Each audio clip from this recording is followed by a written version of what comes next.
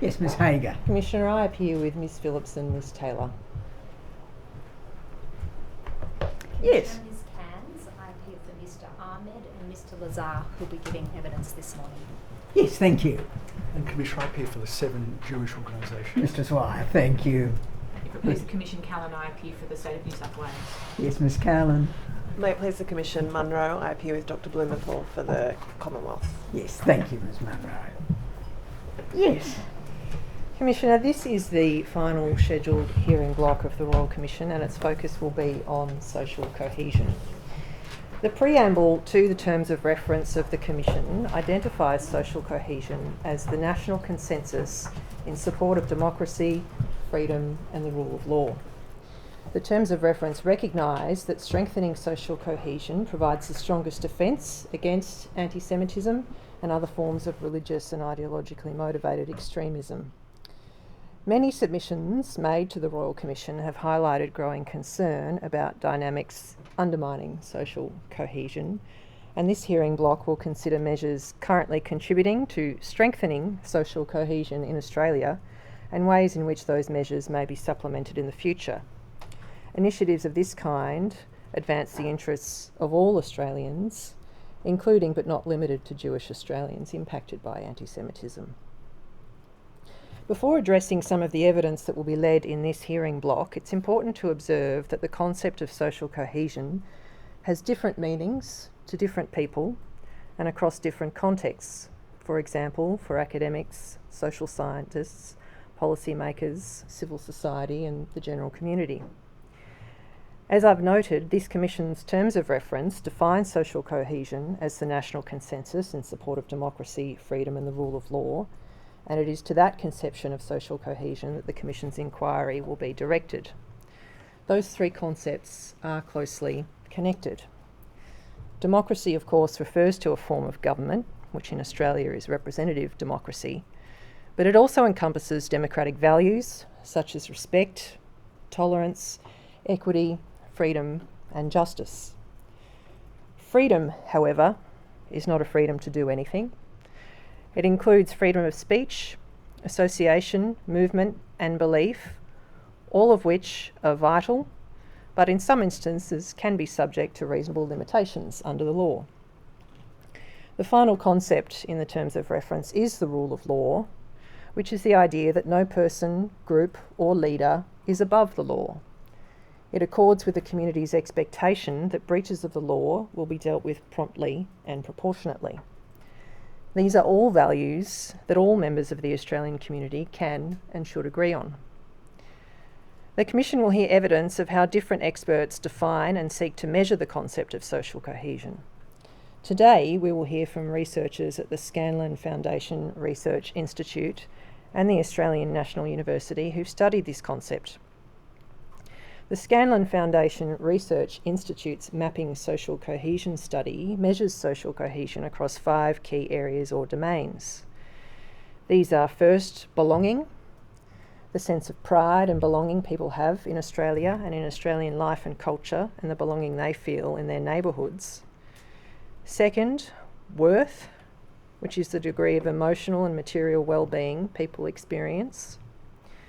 Third, social inclusion and justice, which concerns perceptions of fairness and trust in government and its institutions. Fourth, participation, which refers to involvement in political activities and participation in social, community and civic groups. And finally, acceptance and rejection.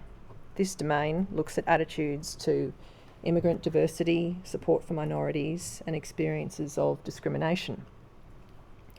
On one view, this conception of social cohesion may be thought to be broader than the one adopted in the Commission's terms of reference. However, I expect the evidence will show that individuals' attitudes on some, if not all of these factors, feed into their attitudes to democracy, freedom and the rule of law. The Mapping Social Cohesion study provides annual data based on surveys against each of these domains. Recent studies suggest that Australia's social cohesion index remains broadly stable, but that there have been recent pressures.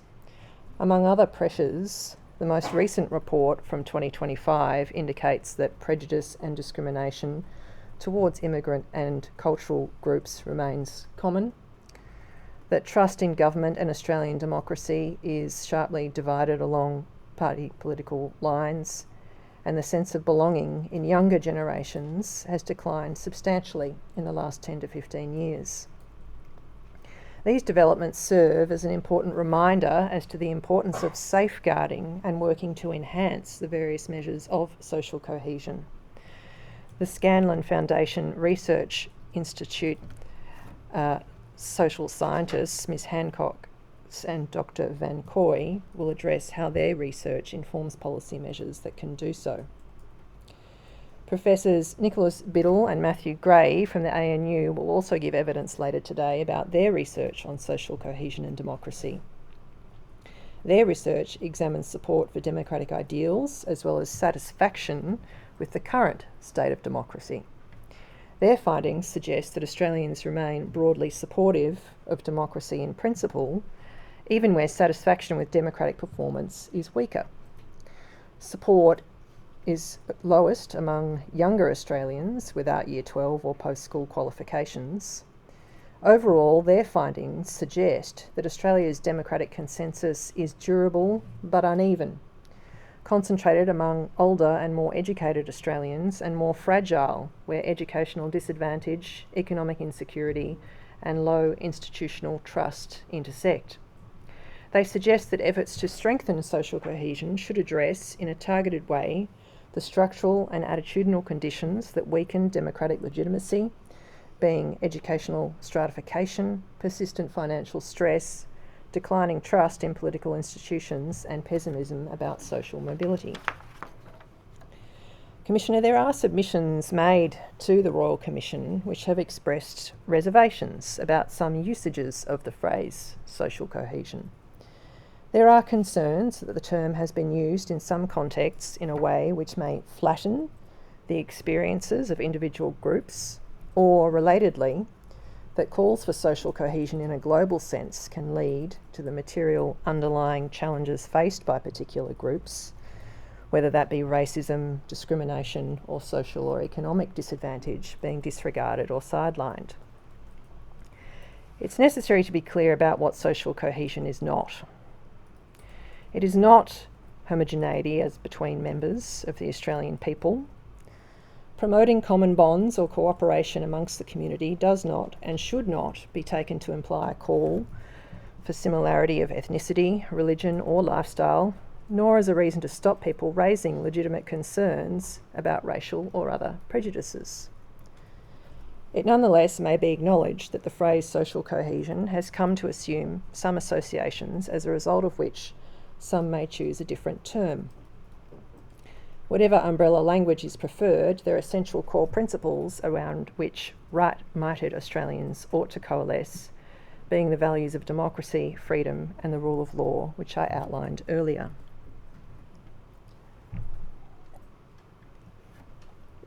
The examination of social cohesion in this hearing block will be conducted on the basis that fostering each of those principles is apt to advance the interests of all Australians. It needs to be recognised, however, that in times of heightened tensions and divisions, the advancement of those principles can become more difficult and accordingly even more critical. The Australian Psychological Society, for example, has explained in a submission to the Commission how, in periods of heightened political or social tension, group identities become more salient, emphasising perceived differences and fuelling intergroup conflict. In contexts where social networks are highly segregated, limited opportunities for meaningful interaction across groups can reinforce reliance on stereotypes and indirect information. This can create a feedback loop in which misconceptions about outgroups are reinforced, contributing to entrenched biases and hostility. Limited direct contact further reduces opportunities for empathy and understanding, and this can foster the us versus them dynamic, where groups perceived as not fully belonging to the national community face increased exclusion and deepening social divisions. Commissioner, while this is the first hearing block directly addressing social cohesion, previous hearing blocks have touched on social cohesion in various ways. In the first hearing block, the evidence we heard from Jewish Australians highlighted the nature and prevalence of anti-Semitism in Australia, but also illustrated the deterioration of social cohesion in Australia, including through the increasing polarisation of views, especially when it comes to, for example, conflicts overseas. The third hearing block highlighted how such divisions are being amplified in the online environment where anti-Semitism and other forms of hateful conduct have proliferated. But in the hearing blocks to date, we've also heard evidence of steps being taken to bring communities together and to promote respectful discussion of difficult issues. In the first hearing block, for example, witnesses spoke of historical cross-cultural engagement through the process that led to the enactment of Section 93 Z of the Crimes Act, New South Wales, as well as a Shabbat to Share held at a Melbourne synagogue to which non-Jewish friends and colleagues of congregants were welcomed. In a later hearing block, the Commission heard of tangible supports being extended to a synagogue vandalised in South Sydney by surrounding churches and mosques. In the hearing on universities, we heard of the importance of teaching students to be able to disagree well.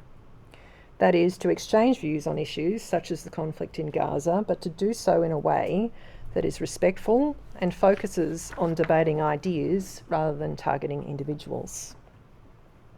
In the hearing on guidance and training, a number of witnesses spoke to the importance of education, including civics education, as a way to combat racism and foster social cohesion. In the most recent hearing block, representatives of the Shia Muslim Council of Australia and the Australian National Imams Council gave evidence of a range of practical initiatives that have been undertaken to foster cohesion, from educating their community on the electoral process to organising intercultural football competitions and interfaith dialogues. In that sense, this hearing is not the first time the evidence has addressed social cohesion, but it is the first hearing dedicated to that theme. The Commission expects to hear evidence in this hearing block grouped into the following topics. First, evidence relating to how social cohesion can be advanced through education initiatives. Over the course of the Commission's hearings to date, a number of witnesses have emphasised the fundamental importance of education for building a cohesive society, where hatred is not permitted to take root. David Gonski AC will provide evidence in this hearing about the Antisemitism Education Task Force, the purpose of which is to help all levels of the Australian education system prevent, tackle and properly respond to anti-Semitism. But while focused on anti-Semitism, that task force is also working on, for example, a social cohesion education hub to provide resources for primary and secondary school teachers, school leaders, early childhood educators and communities that address anti-Semitism, as well as resources addressing Islamophobia, discrimination against First Nations people, anti-racism and belonging. The task force has also been involved in a focused review of the Australian curriculum by the Australian Curriculum Assessment and Reporting Authority. That review is looking at ways to address anti-Semitism as well as opportunities to strengthen racial and religious tolerance more generally. Laureate Professor Marcia Langton will give evidence later this week about, among other things, the importance of education as a tool for promoting reconciliation and an understanding of our First Nations history. The Commission will also hear evidence from individuals involved in educational programming that's explicitly directed to building a cohesive society. This includes the Together for Humanity program, which offers intercultural educative sessions in school environments.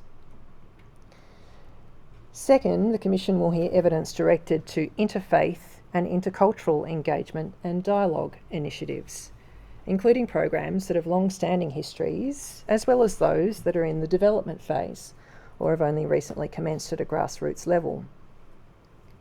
A recurring theme in many submissions received by the Commission is that meaningful cross-cultural and cross-faith relationships built on a foundation of trust are central to achieving social cohesion. We will be hearing from several individuals who've developed, facilitated or participated in a variety of such initiatives through a variety of means and across a range of different domains. Their efforts and endeavours are a cause for real hope for the future. We'll start the evidence this morning hearing from Panos Massouris of Rozana, Australia, the Australian affiliate of an international organisation which has developed and deliver programs that bring Israeli and Palestinian professionals, institutions and communities together for over a decade. Building on that experience, Rozana Australia proposed an initiative that would foster sustained, meaningful engagement between Australians from different backgrounds. The Commission has received a large number of submissions outlining social cohesion projects run by organisations and at the grassroots level. We'll not be able to explore all of these examples in oral evidence in this hearing block, but the range of submissions on this issue demonstrates the large number of people in the community finding ways to unite rather than divide. A recurring theme in submissions the Commission has received is the importance of facilitating difficult but respectful conversations and dialogue as the underpinning of constructive engagement across communities. The Commission will hear from several witnesses on this topic, including tomorrow Dr. Farid Zaid and Dr. Daniel Heller, whose Brave Conversations project, born out of divisions at their university following October 7, aims to facilitate people to have better arguments about the hardest issues of our time across high schools, universities and communities. Third, there will be evidence received about the Australian Human Rights Commission's National Anti-Racism Framework, including how this intersects with other proposals that have been made for combating both anti-Semitism and Islamophobia. Later this week, evidence will be led from Giridharan Sivaraman, Australia's Race Discrimination Commissioner, about that framework, and more generally, the importance of dealing with all forms of racism in facilitating a socially cohesive society. There'll also be evidence led from the Secretary of the Department of Home Affairs in relation to the government's response to the National Anti-Racism Framework and the work that's been done by the more recently established Office of Social Cohesion.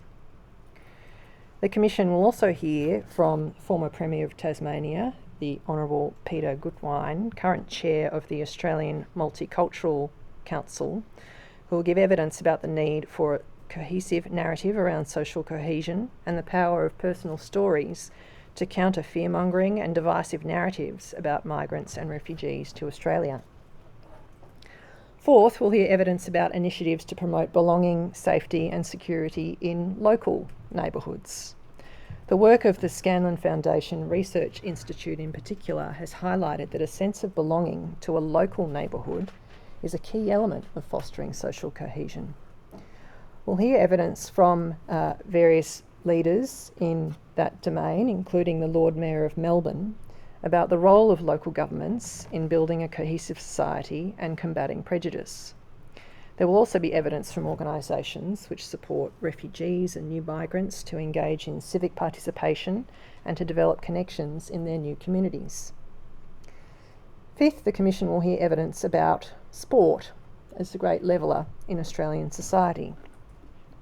Sport is a powerful way to foster community connection and bridge cultural divides amongst players, their families and spectators.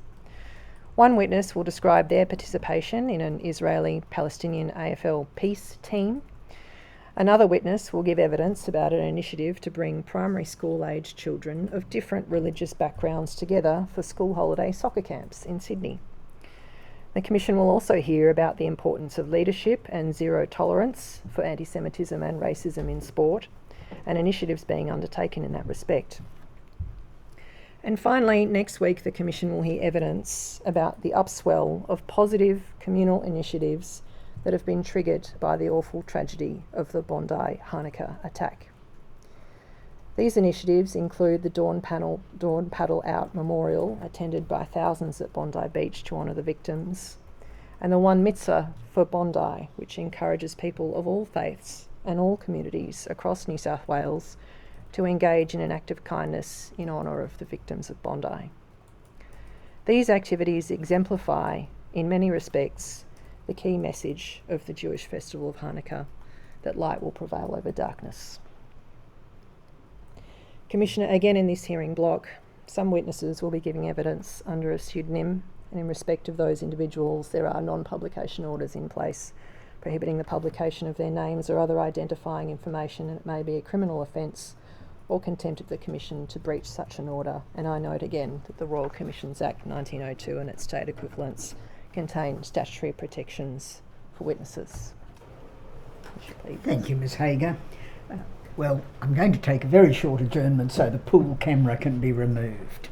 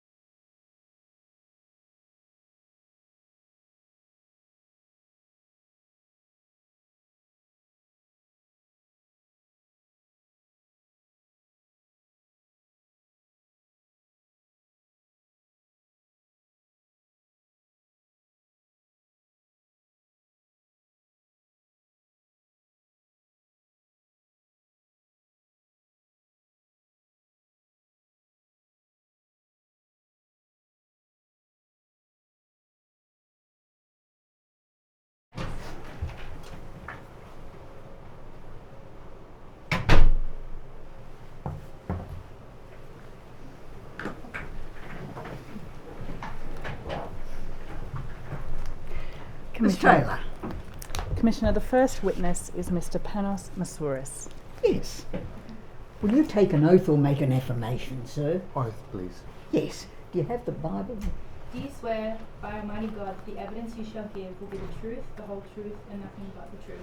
Please say I do. I do. Thank you. Could you please state your full name for the Commissioner? Of course. My full name is Massouris. Your address is known to the Commission. You are the CEO of Rozana Australia, correct? Correct.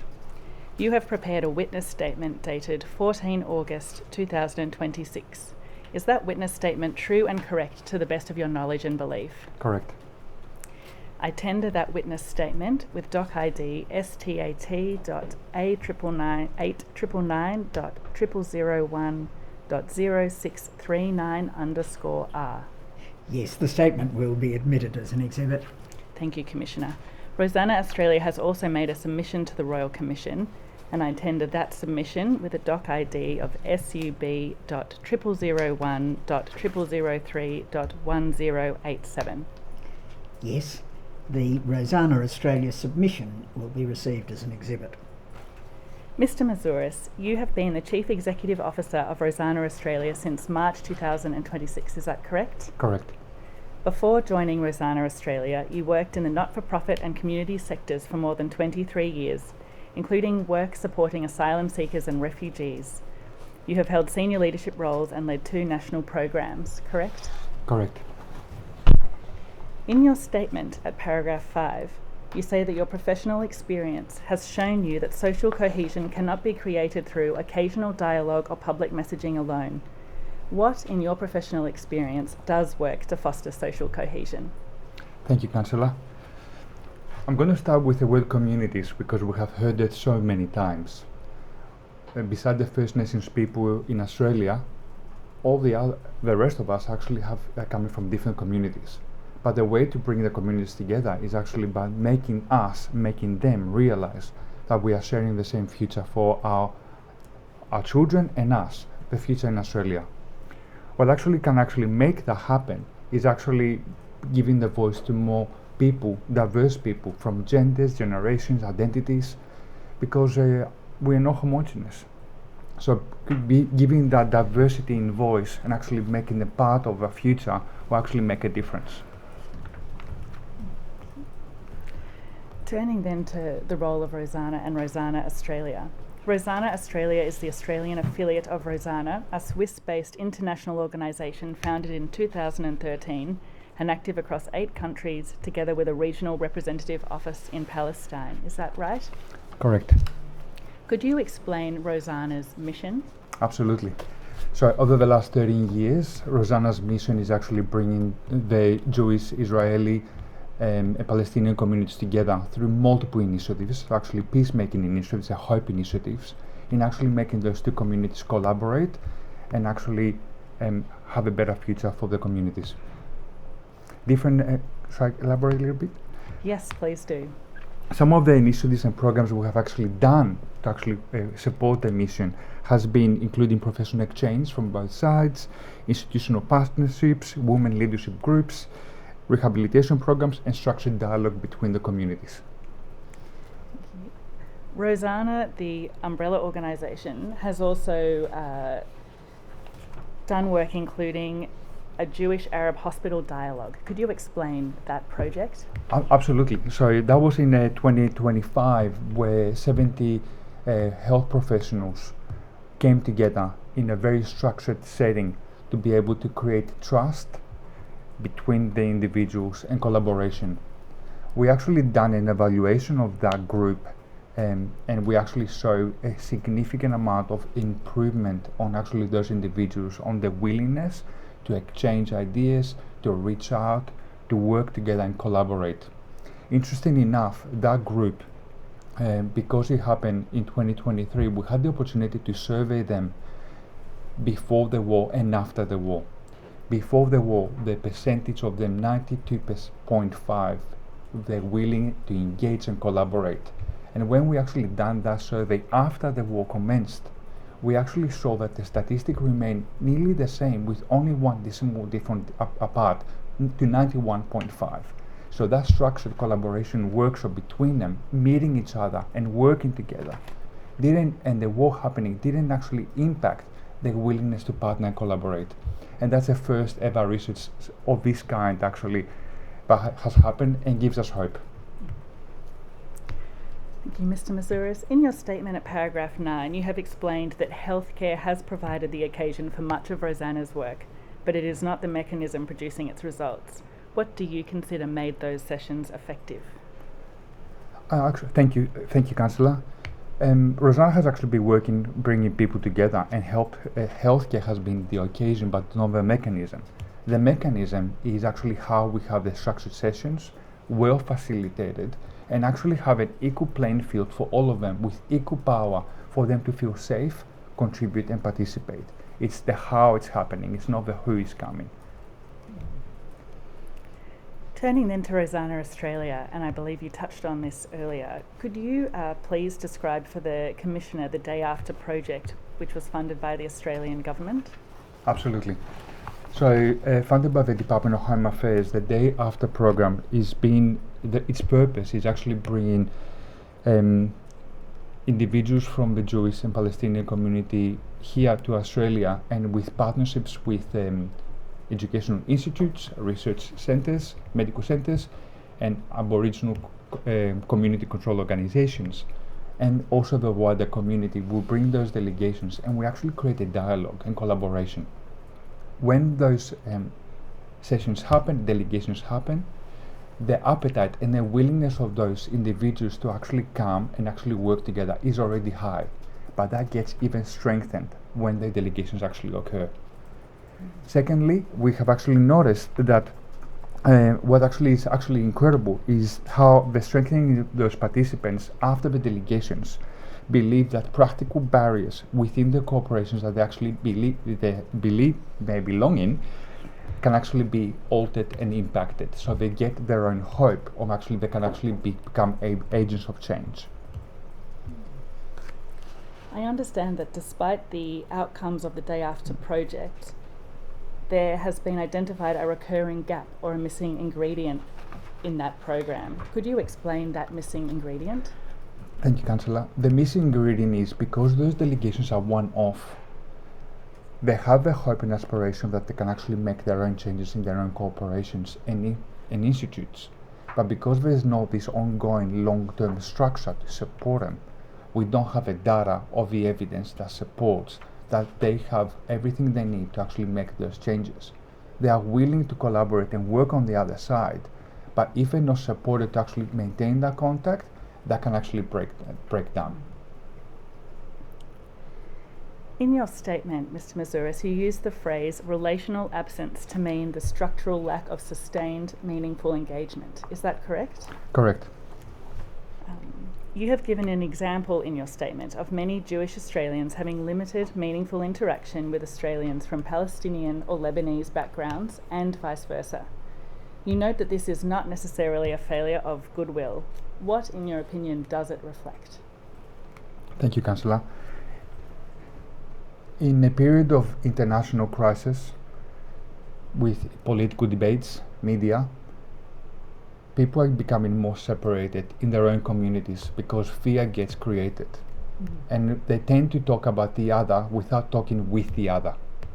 And it's actually inevitable when there's a lot of fear, a lot of commentary. But when they actually meet the other and work with the other and talk to the other, that can actually be breached. And I'm not saying they will not disagree and sit eye and eye with everything, but they will be creating a relationship. They will be able to have a humane discussion, and building that relationship could actually make a difference for the future and the generations ahead. Rozana Australia's submissions explain that the Jewish communities in Melbourne and Sydney are largely concentrated in different geographic areas to the Palestinian and Lebanese communities. You explain that the result is that these communities often do not share schools, local institutions, or civic spaces. Is that another aspect of this relational absence? Absolutely.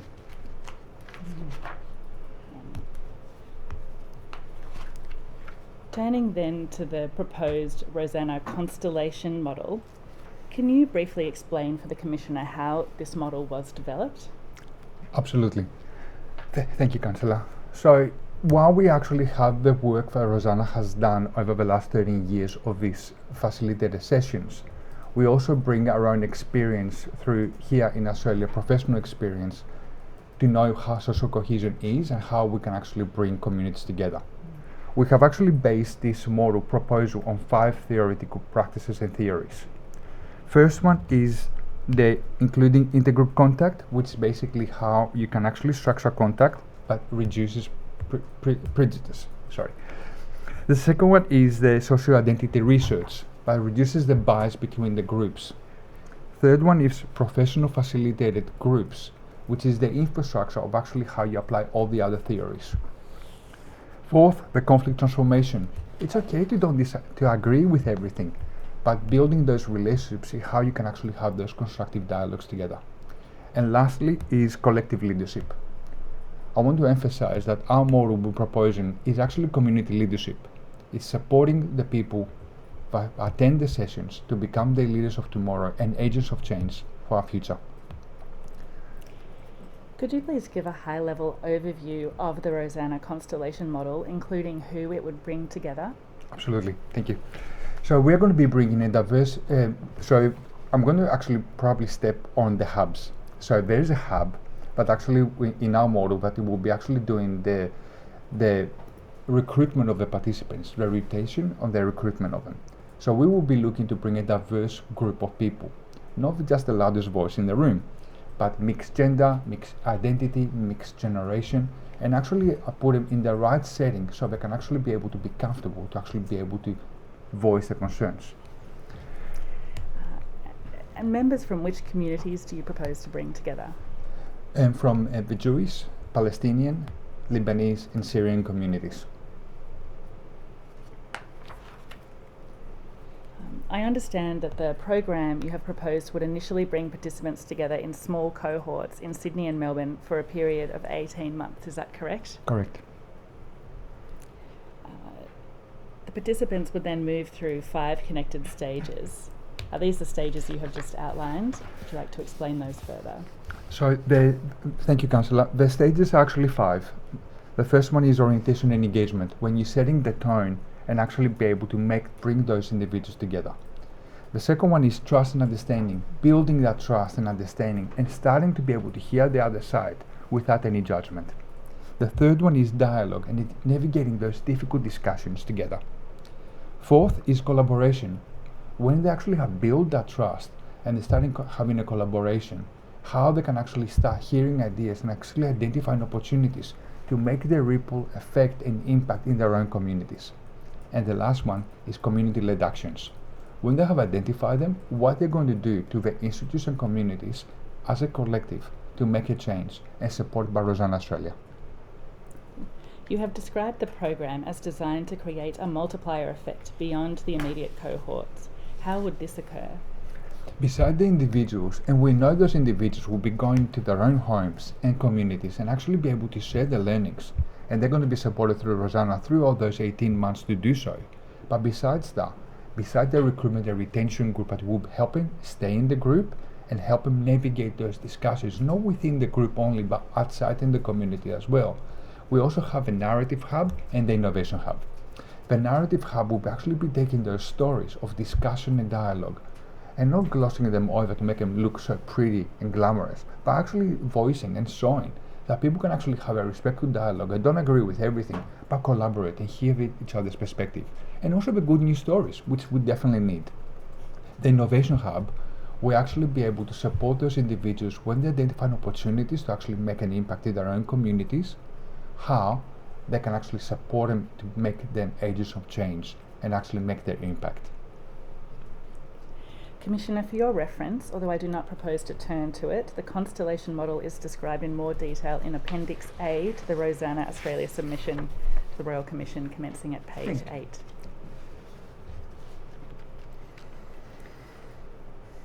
Rozana Australia has expressed the belief that a more cohesive Australia, one in which Jewish, Palestinian, Lebanese and Syrian Australians know one another as fellow citizens rather than primarily through the narratives of overseas conflict, and that this is both possible and worth pursuing. Why does Rozana's experience lead it to express this belief? So far, our discussions with community, so far our research and our knowledge believes that this is possible and this is the time to do it now. The risk is bigger if we don't do it. So we are confident us and other organizations can actually make an impact because there's a lot of willingness to actually do so. You acknowledge in your statement that it is not an argument for naivety about political disagreement. Can you explain this further? Absolutely. So we actually acknowledge that there will be some disagreement and a lot of disagreement. But knowing the other, we actually be able to actually create some common views and understanding of the other side. We're not expecting them to lose their own identity and beliefs. We're just trying to create the infrastructure and the relationship to collaborate for a joint future together. How does Rozana identify people who might be willing to participate in the Constellation program?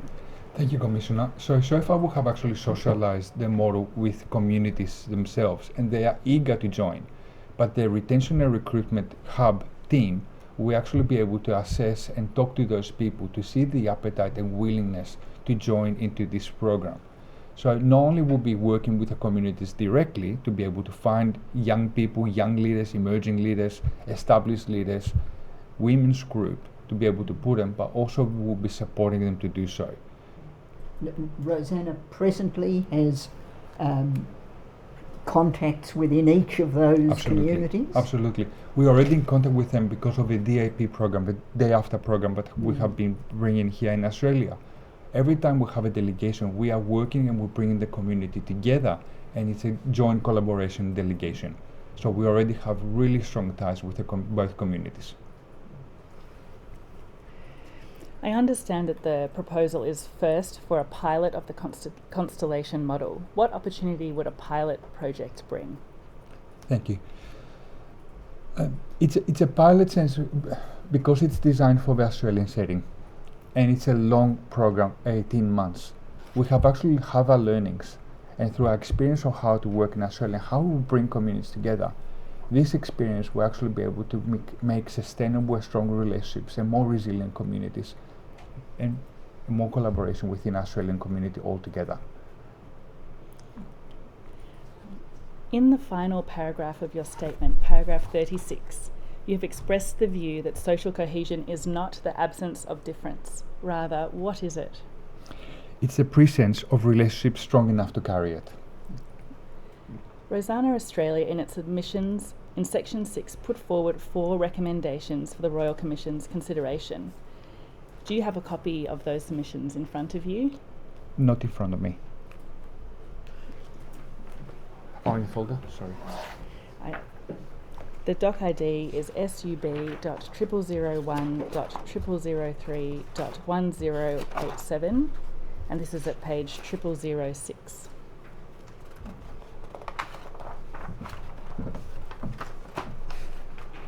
I do, thank you. Thank you. Could you outline those 4 recommendations at a high level for the Commissioner, please? I will, thank you. Thank you, Commissioner. That the Commission recognises the relational absence and the importance of actually establishing a pre-contact and relation between the communities. The second one is that the Commission recommend increased and sustained Australian government investment in preventatives of civil infrastructure, long-term, professionally facilitated relationship-centred social cohesion programs, specifically designed to build trust between communities.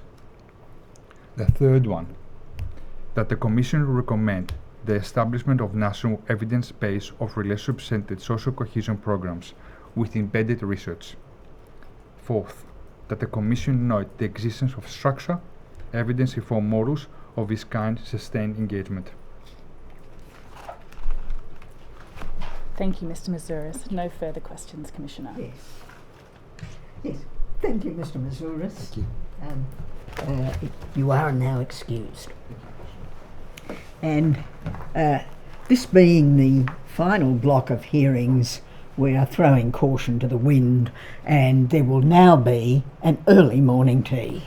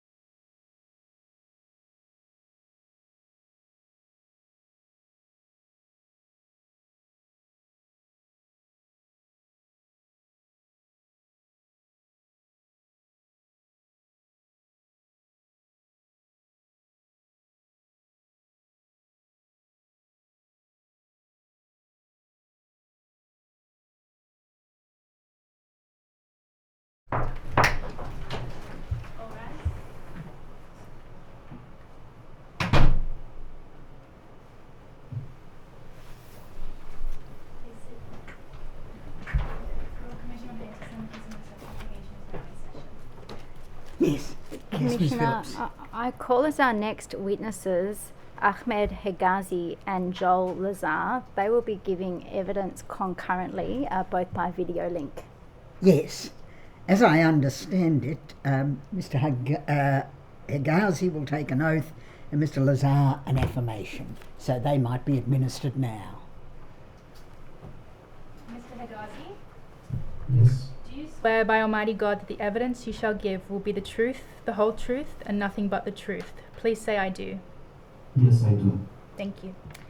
Mr. Lazar, do you solemnly and sincerely declare and affirm that the evidence you shall give will be the truth, the whole truth, and nothing but the truth? Please say I do.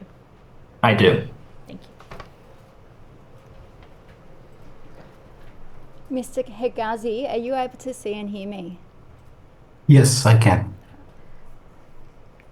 You are a Muslim Australian, is that right? Yes. Can you tell me about your academic and professional background? Thank you for the question and the opportunity and having me and Joel, of course. My name is Ahmed Hegazi. My academic background in terms of studies, so I have a degree in human resources management, a degree in strategic communication, executive MBA, and a degree in public policy and governance. Professionally, I've spent a long time in consulting, and as well at the same time I teach at a few universities, the same universities that I graduated from. I teach there at the schools of business, schools of communication and social science, and public policy as well. In terms of my community work, I've been, of course, part of the Australian society at large, widely, at the same time, the Muslim community, part of few organizations as a board member, as a volunteer, as an advisor. And with that as well, I use my mediation accreditation to be an accredited mediator within the community space. I've been involved in the space of intercultural and interfaith work for many years, and I consider myself as a practitioner coming with lived experience and evidence that can contribute to the well-being and the betterment for all Australians. Thank you. And you've mentioned that you refer to Mr. Lazar as Joel, and I understand he refers to you by your first name as Ahmed, and you've indicated that you're each comfortable with me using your first names too. Is that right? Yep. Yes. Joel, you're a Jewish Australian? That's correct. Can you tell me about your own professional background? I trained as a lawyer and worked in commercial law for just under 2 years, and also majored in creative writing with an arts degree. And my law career then moved forward into more social change making, social enterprise spaces, and I've worked in a number of charities over the past years. And most of them have been around the relationship between the Australian Jewish community and broader Australia. All of them have been geared around wanting to make Australia a better place, how Australian Jewry integrates into broader Australian society. That's been a deep interest of mine since I started my career. And over the past just under 6 years, I've been working as the CEO of the Jewish Climate Network that I'll share a bit more information about shortly. And from a community perspective, I've held most kinds of roles that you can hold in the Jewish community since I was 13. I've been a cantor in my synagogue for the last 20 years. I've led youth camps and youth leadership programs for young Jews in the community, taught classes around Jewish text and tradition and ritual, and pretty much everything in between. And Joel, can you tell me how and when you met Ahmed? Well, yeah, I mean, it's very interesting because through my work at the Jewish Climate Network, it gave me a lot of opportunities to interact with broader Australia, with non-Jewish Australians from all walks of life. And it got me thinking a lot more about how we strengthen social cohesion in Australia, and how we come closer together as Australians. And as the more I spoke about that with my networks, and I get introduced to new people across my industry all the time, I can't even remember exactly how it happened, but one thing led to the next. Someone found out that Ahmed was doing very similar work, thinking about social cohesion in a strikingly similar way. And somehow or another, we were introduced to each other, and it was suggested, you're both thinking about similar sorts of stuff, working in a similar sort of way, you should really meet. And one thing led to the next, and yeah, we've been thinking very closely about this model for the last 18 months or so. I'll come to the model in a little bit later that you've just referenced. But Joel, could I ask you please to provide an overview of the Jewish Climate Network and how it connects to other climate-related organisations? Yeah, so the Jewish Climate Network was founded about 7 years ago, and its purpose is to empower and equip and inspire the Australian Jewish community to take its place and its role in this broader climate change story that we're all experiencing. And just like every community in Australia has a unique role to play in this story, so does the Australian Jewish community. But we don't act in isolation. We act as part of a broader climate and clean energy sector and movement. And through those experiences over the past just under 6 years as CEO, I've had these really amazing opportunities to connect with other members of the movement, other environmental and climate leaders, CEOs and team members. And we've worked on shared goals and shared vision and advocacy projects together and built really deep, trusting relationships. And those trusted relationships also got me thinking about this model, which I can share more about in a second. And are you able to speak about how some of the bridges that the Jewish Climate Network has been able to build with other organisations has impacted the way that you might have engaged with counterparts in recent years around the topic of anti-Semitism? Yeah, it's a great question, and it sort of came upon me by surprise. It wasn't something we set out to do at the Jewish Climate Network, but we noticed over time that the building of these bonds, these trusted connections between the JCN and the broader Australian climate movement, that trust was able to be drawn upon in times of crisis.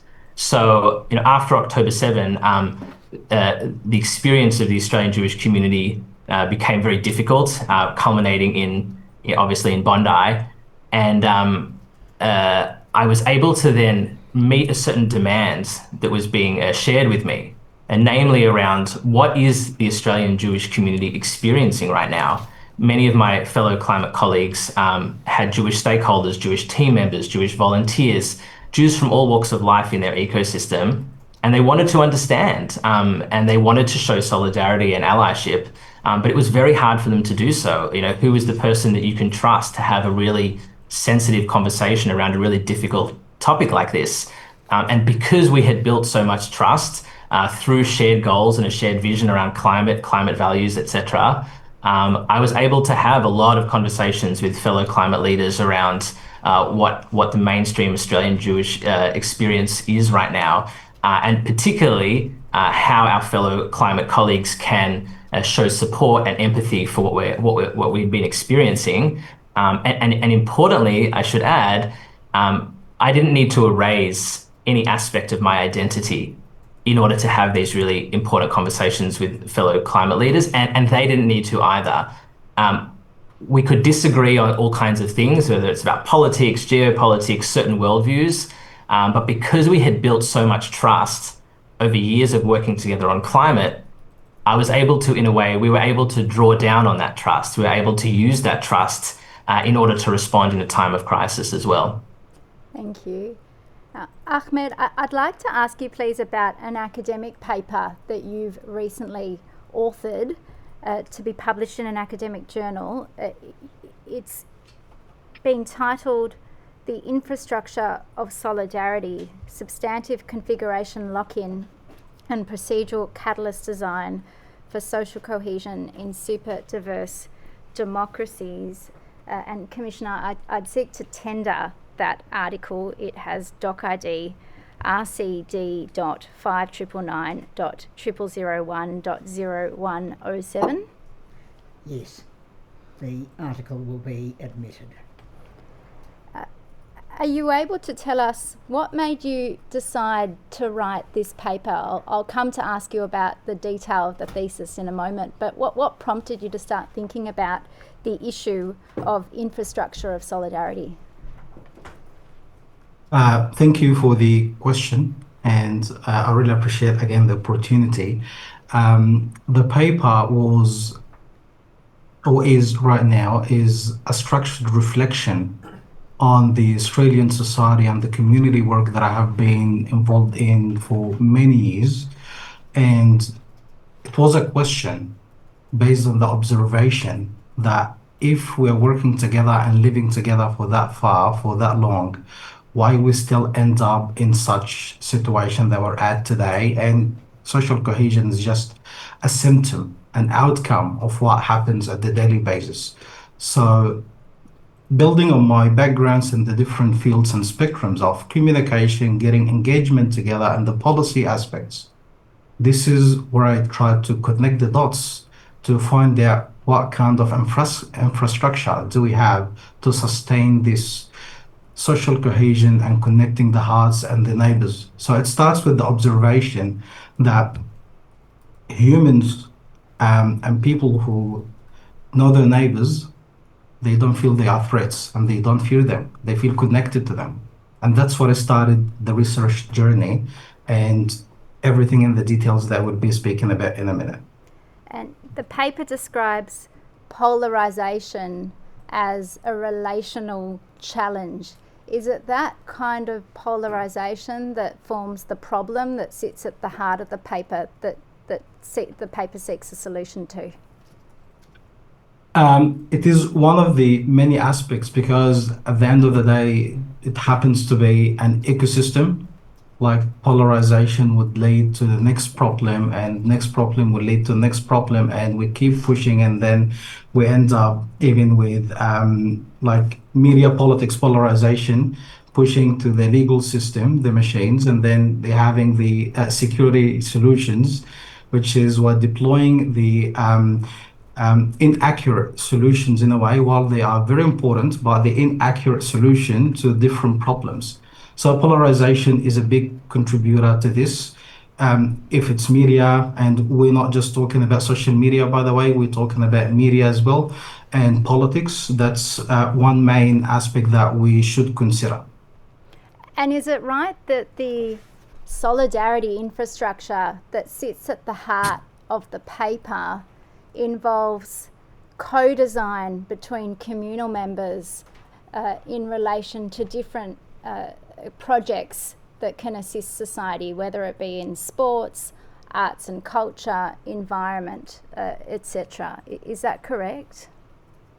That is correct, and Joel has started already with the example of the how the trust was built within the climate space, and the paper is reinforcing that as well. And that was kind of an evidence and a proof that yes, the co-design is one of the offered solutions or recommendations, but as well it is important to consider reaching there to the aspect of the level that we can co-design something together. There are so many aspects that we need to reach, which is let's trust each other's first. And the paper is citing a model as well based on the inter-group and inter-communities connection, talking about few steps that we need to consider. Like one of them is equal status and power.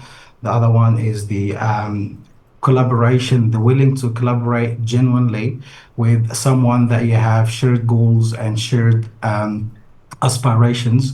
And it is really, again, important that they get the authority support, authority in different contexts, that the community authority, they get the government institutions and all the stakeholders.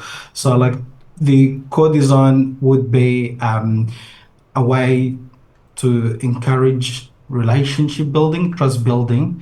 And again, trust is built during the peace time and the easy times, rather than during the chaotic times, which I'd like to highlight here. That could be a disaster, a crisis, a horrific terrorist attack, or any of the situations that the Australian society would go through. And at these times, trust is tested, not built. And the paper introduces the concept, or refers to the concept, of a citizenship broker. Are you able to explain the role of citizenship brokers in the infrastructure that the paper proposes? Yeah, great. And I'll address this, but probably I would like to highlight the word infrastructure itself, because the whole project or the whole paper is about that we have so many elements that we need to address to build this infrastructure, right? Like, and I say in the paper and even in the presentations that I delivered before many times, fear and hate and division and polarization, they do not need infrastructures or channels to travel through. However, they actually have infrastructure, but solidarity, we don't have this deliberate practice and reevaluate after each conversation or after each project that we have together, what was the outcome? And this is something that, like, people know how to launch startups. Joel is an example. They know how to launch new ventures. On the concept of the citizenship broker, there is already the term in the literature talking about the ethnic broker, the religious broker, which in a way means someone to represent this community only and worry about this community only. Someone to worry about this religion group only or religious group only, and only them. So like it's kind of a broker which is on the community engagement spectrum that might sound as tokenistic sometimes, or just like you tick a box as part of a process. But the citizenship broker is a suggestion that we're all citizens of the same country. We're even citizens of the same planet, that we need to care about each other's. We need to care about our neighbors. We need to care about everyone we deal with. I care about my students, not just because I'm teaching them. I really care for them and I'm standing up for them. Big part of the reasons why I'm here today is the youth and the younger generations and the future generations who are to come here. So I need to set that term that we're all citizens of the same country. The citizenship broker is someone who's speaking on the best interest of the whole society. And of course, being part of a community, you would like to have, or you would love to have, this community protected. Their voice is heard. They are listened to. They're cared about. But with that to happen, part of, again, this paper we're talking about, it cannot be a zero-sum game. We always have something to do together. And the citizenship broker is building as well on two key concepts. Probably many of us have read the books of Stephen Covey, the author who wrote the 7 Habits of the Highly Effective People. He wrote as well the third alternative, which is about, well, actually, it is not about my way or your way. It's about that we can always build something together, which is the third alternative, and we both can win and we can go far. And that would address the issue of the zero-sum game. It's either my safety or your safety. It's either my emotions or your emotions. The other concept, other than the third alternative, the smart trust. Smart trust is the balance between the zero or no trust at all, or the blind trust, which is naive and don't survive under testing. The smart trust is where we build trust during situations, during co-design, doing something together.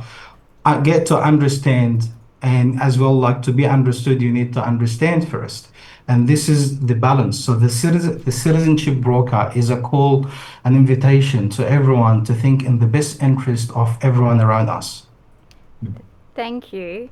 And the paper describes what you've called the Keystone Compact, and you've said that the Keystone Compact rebundles the instrument mix around what you've described as the Nexus Protocol. Yeah. And you've referenced the Nexus Protocol as being a structured process that conditions substantive support on demonstrated cross-community collaboration. Can you explain what you have in mind there in terms of the conditioning of substantive support? Yeah, thank you very much. And on this as well, when I even presented the paper, it was one of the, let's say, good feedback points, because it's not only evidence-based policy, but the evidence itself was community practice-based. So the evidence that is being used is after observation of many cases for many years into this space of how the current multiculturalism space is operating.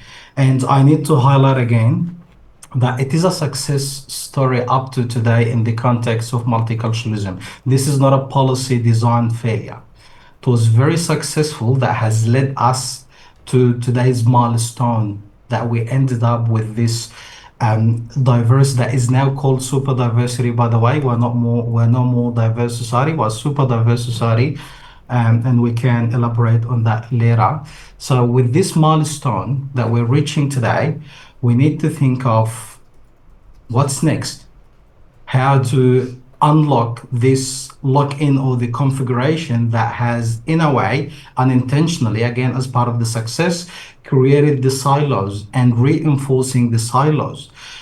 There is no incentive for younger generations or the communities, and I'm talking about, I'm visualizing in my mind while I'm speaking, my students, my classrooms, they come from all walks of life to study together in the classroom. And I would love to see the class, like, again, we have debates, we have conversations, we have disagreements. Like, it's not a feel-good vibe, let's get together. Like, yeah, we need to acknowledge that, and we'll acknowledge it more in a minute. But we need as well to get into the public policy design that is horizontal rather than vertical, that creates silos.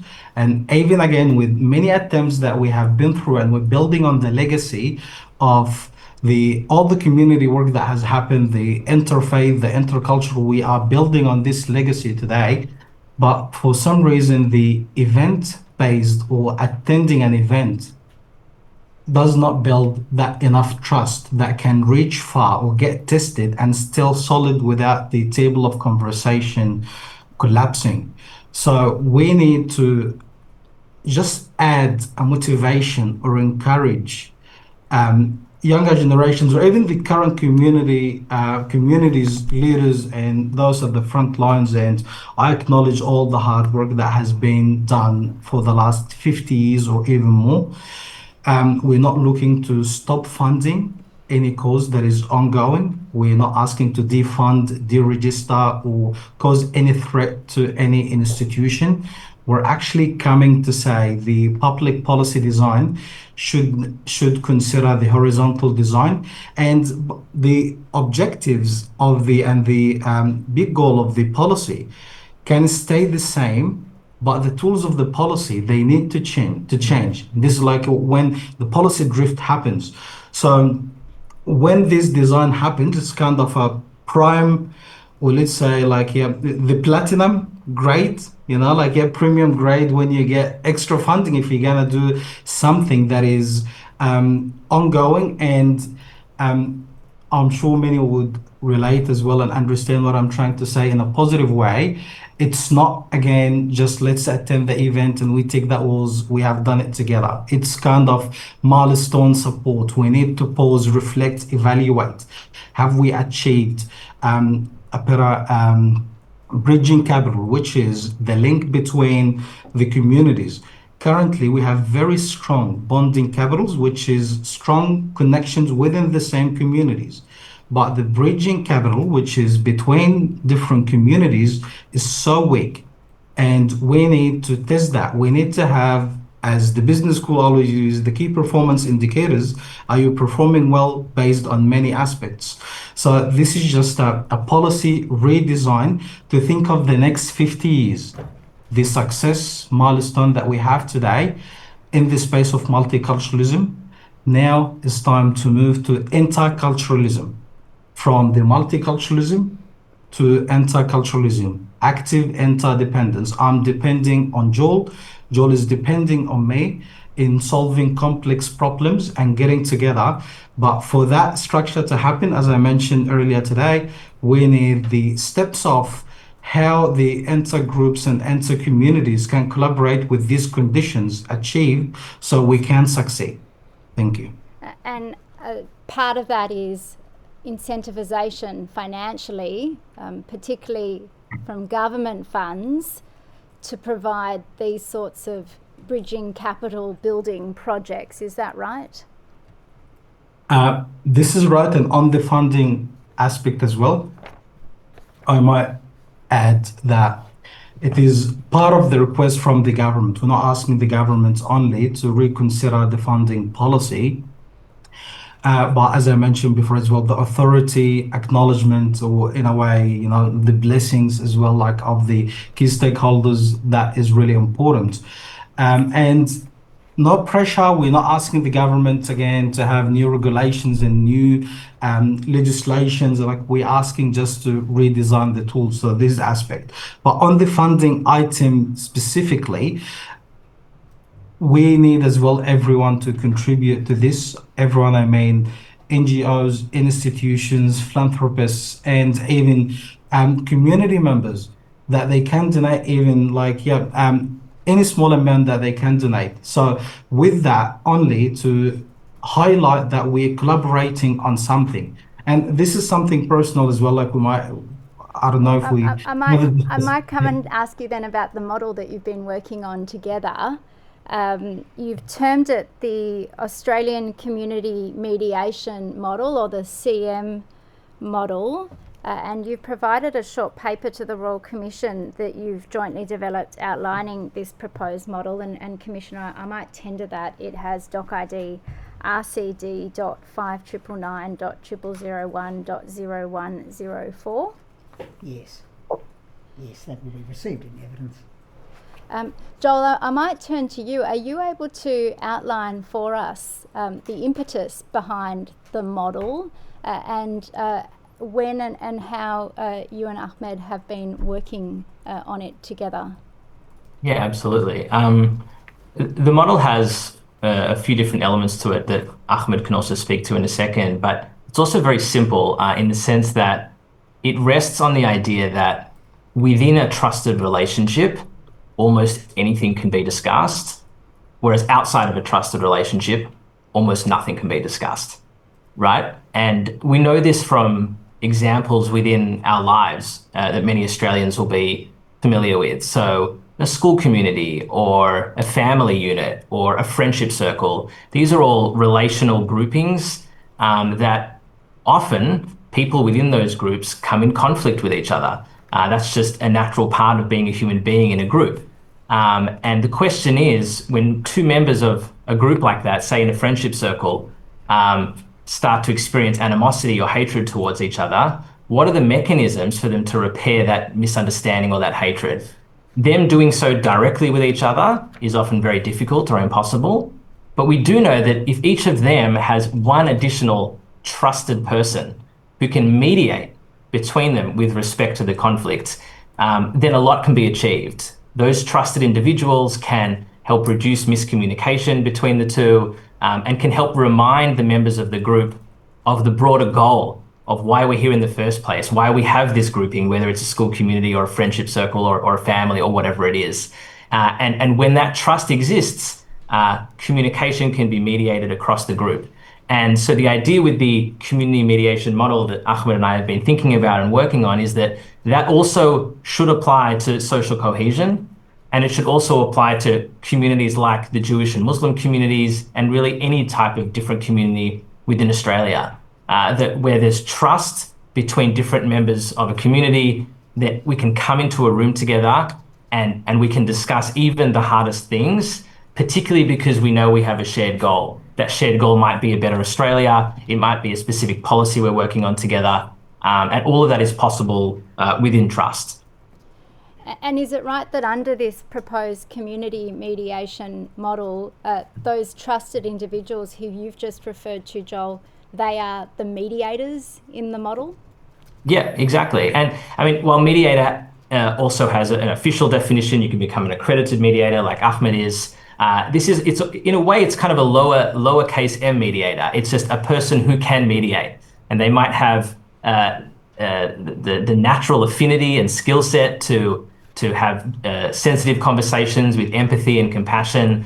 And largely, it's just that they have trust within their respective communities, maybe because they share a lot of shared history and shared values. And Ahmed and I probably have those roles. It's not that we've been appointed with those roles. We just happen to hold the trust of our communities because of long experiences of serving our communities and uplifting them. And Ahmed, the mediators who are proposed to have this function under the model, does that pick up on the idea of a citizenship broker that you've described in your academic work? Of course. Thank you very much for that. You picked this up. So it is actually building on the on this element, and it can be two different people, but part of a team, like this person who's communicating and the person who's mediating. It doesn't have to be all one person, like it's kind of integrated systems and building the infrastructure of solidarity that gets so many aspects together.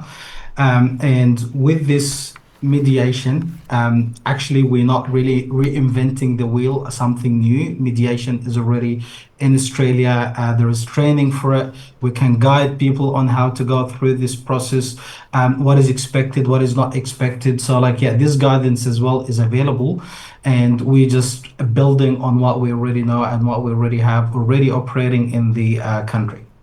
And the model has proposed various areas or domains that those mediators might be able to assist with. One is taking joint responsibility to advocate for less polarising language across different communities. Is that right?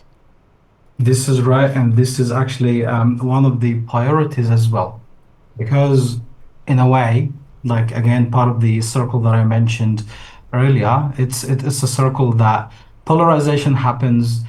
People, they don't feel represented. They cannot even pass their voice out. They don't feel heard as well. They don't feel even emotionally supported. Even worse, they find themselves under some legal cases and legal battles with big cost to many young students who got distracted and got busy and derailed of what they should be doing at universities, because they ended up in something that they totally unaware of. And here I want to highlight, please, that we acknowledge the rule of law. Words have consequences, and we need to hold everyone and every institution accountable, from any community, any organization, institution, media platform, politicians, if we can. We acknowledge the rule of law.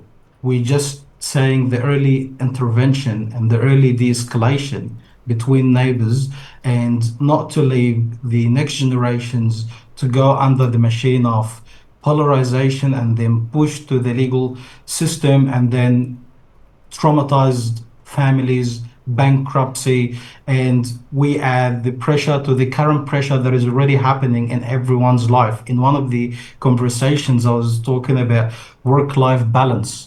And then someone with pain in the heart said, I'm out of work-life balance now. I'm thinking of injustice life balance. So we need to break the cycle. We need to step in to give a relief to everyone. And this is where the healing of the hearts would be allowed to begin. And Joel, another potential application of the model that's being proposed would be joint approaches to government where possible by community mediators, particularly on policy and legislation topics that affect a number of communities. Are you able to comment on that? Yeah, I mean, for those who are engaged in advocacy around law reform, legislation, policy, it will be sort of intuitively understood as well that often the laws around speech, behaviour, protest, etc., there's a place for protecting one's own community, but often there are all kinds of second, third, fourth order effects that come from large-scale reforms, policy reforms of that nature. And sometimes those effects are known in advance, sometimes they're not, some of them are unintended. And so the proposal here is that one of the roles of these community mediators could be to try and find the overlapping interests, the overlapping concerns of different communities when large policy reforms are being sought, and try to, at the minimum, reduce unintended consequences, but really at the maximum to try to find co-benefits where more than one community, say the Jewish and Muslim community, can benefit together and receive more than the sum total of the parts, if that makes sense, by jointly approaching government, by finding a way to discuss in advance of the things that we are asking for, to find out how that might have an impact on the other community. Is there a way around any negative impacts? And that needs to be tested, but we think it could yield a huge amount of social cohesion positives. And Ahmed, can I ask you to explain, please, how does the proposed model that you've both suggested intend to deal with disagreements or differences that might arise between communities from time to time, particularly around political events? And properly, that as well is one of the unique offering of this model, and the fact that you see me sitting next to Joel and Joel sitting next to me while we disagree on so many things. We acknowledge the disagreements.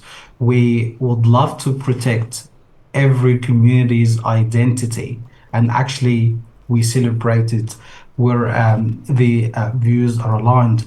So this model is not about let's cancel our differences, let's ignore them, let's just feel good, have the event, take the photo and leave. This is actually about acknowledging this and addressing any potential issues from the easiest to the hardest. We don't leave our personalities at the door. With that as well, that will be built on what we mentioned, for example, with the polarized language. So we'll get to understand what that means. How would I feel when I hear this word? Like young generation, like even if I can talk about some of my friends from my community, when they started to feel that the word Palestine now is a very bad word, like because in the media it has been framed as like it's a wrong word. And this is in itself, when we get into the differences, we acknowledge each other's differences and we acknowledge each other's identities, protect these identities, and that again will contribute to what I mentioned as a condition of the intergroup and inter-community and anxiety. That will be the relief that I don't have if I want to express my identity, to feel in my mind and my heart that I will have to be on the survival mode. Actually, I would be relaxed, I would be celebrated, I would be welcomed, and that goes to any communities, including the Jewish and the Muslim communities. We're not ignoring the differences, we're celebrating them, we're actually leaning into the constructive disagreements. We're just building the infrastructure, the channels that we can have this the constructive channels for disagreements and differences, rather than managing them through mainstream media, which some communities or some leaders, political or non-political leaders, they might have more access to resources and media than others. And rather than managing this social media polarization, the algorithms, like we need to build the alternative channels that can contain these differences constructively. And Joel, can I ask you to comment on that, please, from your perspective? Yeah, I mean, I agree with everything Ahmed said. We talk about this stuff a lot. What I would add is the importance of the model is that we're also separate to disagreements, fundamental things that we do agree on. It's very important for us to affirm them, because we might expect from each other, is that what Ahmed believes? Are those his values? And vice versa. So, very tense questions in Australian society around Israel and Palestine are an interesting one, because on the one hand, the right of the Jewish people to national self-determination in some part of their ancestral homeland in Israel is deeply important to me. And the right of Palestinians to national self-determination in some portion of their homeland in Palestine side by side with Israel is also very important to Ahmed. But the profound thing is that we both believe that with each other as well. That right that Palestinians have is very important to me. I speak about that with Ahmed all the time. And the right that and the same as well, like so, and the right of the Jewish people as well in the homeland, of course, is very acknowledged and protected. And we trying to figure out how to always discuss these differences. So we echo each other's on these rights and identities. Actually, I wanted to say, but he said it first, so thank you. Well, I'll ask you this question first then, Ahmed. I want to ask you both to comment on this. How do you feel that can be of benefit to one community to have a leader in another community advocating on their behalf? Ahmed? Thank you. You don't want that I start this time, right? Please. So we'll not have a difference or conflict over this now. It's all right. What I always like discuss, me and Joel, and as well, like he says the same. Like, as an Australian Muslim, anti-Semitism is my issue. I don't want to see Joel at the front line of his community alone fighting against anti-Semitism. And likewise, just sorry to interrupt. I mean, it's firmly my responsibility as an Australian Jew to fight Islamophobia and not wanting to see Ahmed and his community on the front line every day with mosques experiencing bomb attacks, the women in hijabs walking down the street being attacked. It's my responsibility, it's not his, to see an end to that in Australia. In a way, we are in this together. We'll have each other's back. And if we protect each other's identities, personalities, emotions, minds, hearts, this is where we get to benefit as humans and human flourishing in action, rather than we just talk about, that ended up well because there was no deliberate practice. We stand together in any issue that would impact the communities. We're speaking about the negatives, but if it's positive as well, we'll be celebrating together. We'll be enjoying on the same day. I don't want to see one day a community is in hard pain or heartbreaking situation by the other community. They ignore that. We want to be together, helping each other's. And again, we're not doing it for ourselves. Mainly, we're doing it for younger generations and the generations to come. Ms. Phillips, could I just add one point to Ahmed's answer? It's personal, but I think it's worth noting that my wife and I we had our second child 3 days ago, so it's very fresh for us. And Ahmed and his wife are expecting their next child 3 weeks from now. And so when we talk about the future, my child and Ahmed's new child they're going to be the same age. They're going to grow up in this country together, and we're doing this work so that they don't have to do the work, right? So that they can grow up safely, securely, side by side, not just protecting themselves and their own communities, but actually experiencing a flourishing, happier life in this country. Thank you. And I echo that, and this is the aim. We're doing it for our families, for the grandchildren and the offspring to come. And I should note that the Royal Commission has heard over the course of its hearings some evidence that suggests a retreat from public-facing dialogue, particularly as between the Jewish community and the Muslim community post the 7th of October 2023. I'd like to ask each of you, what has prompted you to be prepared to come forward publicly before the Royal Commission in support of fostering the sort of dialogue that we have heard has been to some extent chilled in recent years? Very good question. Like, what's prompted you? I can start. I'll start. You finish. Okay, go ahead. If you want. Yeah, I think fundamentally for me, I think Australia's at a fork in the road at the moment. And I and many people I speak to feel that the path that we're currently on is no longer serving us. It's no longer serving the Jewish community, it's no longer serving the Muslim community, and it's no longer serving Australia to heal after Bondi. And there is a feeling that something new is needed, something different than what we've tried before. And this model that Ahmed and I have been discussing is a presentation. It's an offering, it's an invitation for something new that's different. And I'm under no illusions, we're under no illusions that it will be easy. It will be hard. We know it will be hard. But there's basically no alternative to trying new things, even if they're hard. And as fathers of young children, we know that important things are always hard.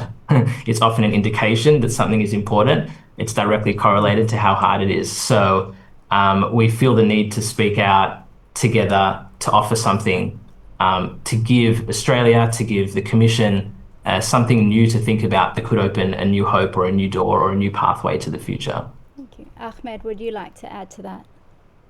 Yes, of course. To contribute to what Joel has said as well, to agree with everything that he has said.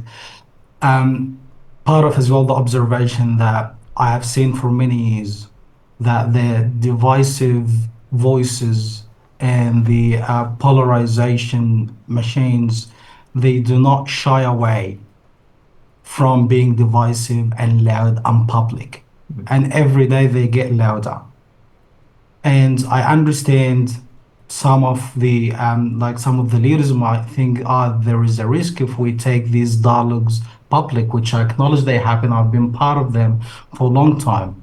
But I thought, and Joel agrees with me, that we should be louder when it comes to the voice of balance and wisdom and the support. These positive messages, they need to go out. And I tell every leader, even if they feel right now these guys could be crazy or naive, tell them we're very pragmatic. We have done the analysis and we know the future is not a zero-sum game, and you will thank us later. I repeat this honestly, they will thank us later. We're putting ourselves on the line right now, but we're not afraid to be criticized, because being criticized in something positive is better than doing nothing and leaving the space for the politics and media to polarize the society more and keep dividing us. Fear and hate and division do not need channels to travel through. They fly so fast and they impact the heart before the minds. And would be naive again to think that security cameras and walls, even though they're important, they're very important. We acknowledge the role of security, but they don't protect hearts and humans. So we need to build this infrastructure for solidarity. Even as Joel said, it will be very hard, but we will go through this together, because we know that love is the answer, not hate. Thank you. Thank you for your testimony. I have no further questions. Ms. Cairns, do you have any re-examination? I just wanted to ask one question Yes. to Ahmed. Your paper that was alluded to earlier, can you tell the Commissioner about how it's been accepted on the international stage? You attended a workshop in Ottawa. Yeah, thank you. Thanks for highlighting this as well. So the paper was accepted for presentation. I presented it in July in the workshop at the International Public Policy Association in Ottawa, and it has received a feedback from top public policy scholars acknowledged globally, practitioners and scholars as well at the same time, and they believed in the vision. And to be honest and transparent, something that probably for the improvement aspect, they said the paper has so many new models that each of them should be a paper by itself. But this is again, it happens because I'm from the different disciplines of communication, the social science, the public policy, the business. That's why when they are so integrated in one paper properly, it would be heavy, but it's a model to be tested.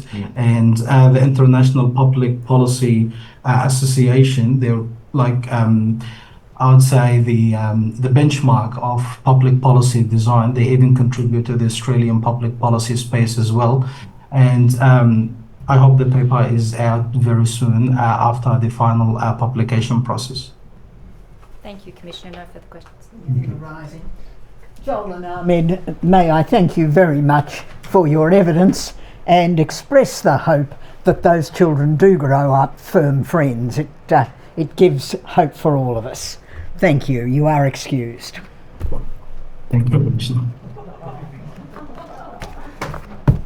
Thank you. Yes, Miss Taylor. Commissioner, the next witness is Dr. Rana Dadpour. Yes.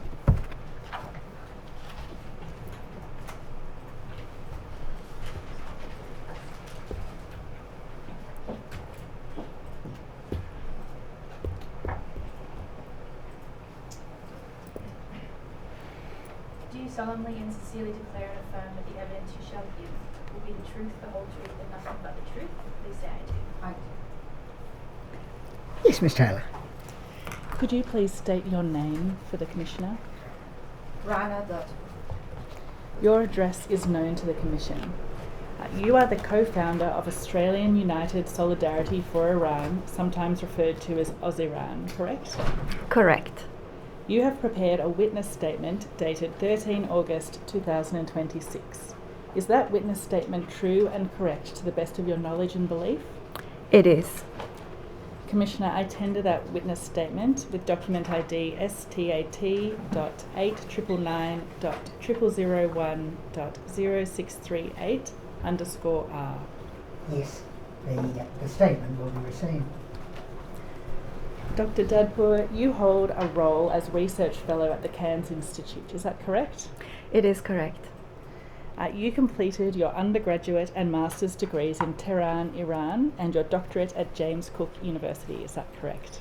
My bachelor degree was in Mashhad, Ferdowsi University, and master degree, yes, in Tehran, and my doctorate is from James Cook University in Cairns. And you have held previous academic roles across different universities within both Australia and Iran, is that correct? It is correct, yes. In your statement, you described that in September 2022, you organised a demonstration in Port Douglas in response to the uprising happening in Iran. Is that right? Yes, it is. You have also described how this demonstration facilitated a connection to Iranian people in your local community. You explain how organising the demonstration also connected you with the broader Iranian diaspora across Australia. This led to discussions about how to connect and support Iranian people in Australia and Iran. Is that correct? Yes, it is. I understand that these discussions, in turn, led to the creation of AUSIRAN. Could you please provide the Commissioner with an overview of AUSIRAN? Yes, sure.